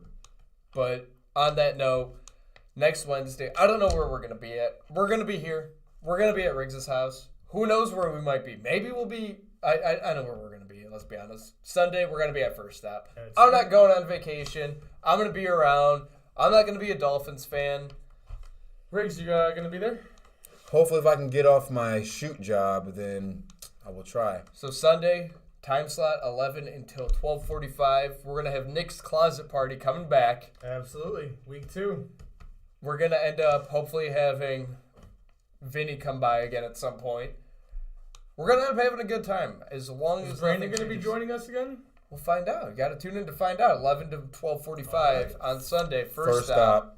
But next week, 7:30 to 9:30, We Like Sports Podcast. Make sure to subscribe to us on YouTube. It's by the football helmet or else on the other side. It's one of the two. I don't know. I'm directionally challenged. But we'll end up seeing you again. Make sure to check us out. Make sure to share, like, share with your friends. Share with Gabe Spiegel. That's your man. I got nothing. Manscaped. Thank you, everybody. We Like Sports. Thank you. We Like Sports Podcast. We'll see you later.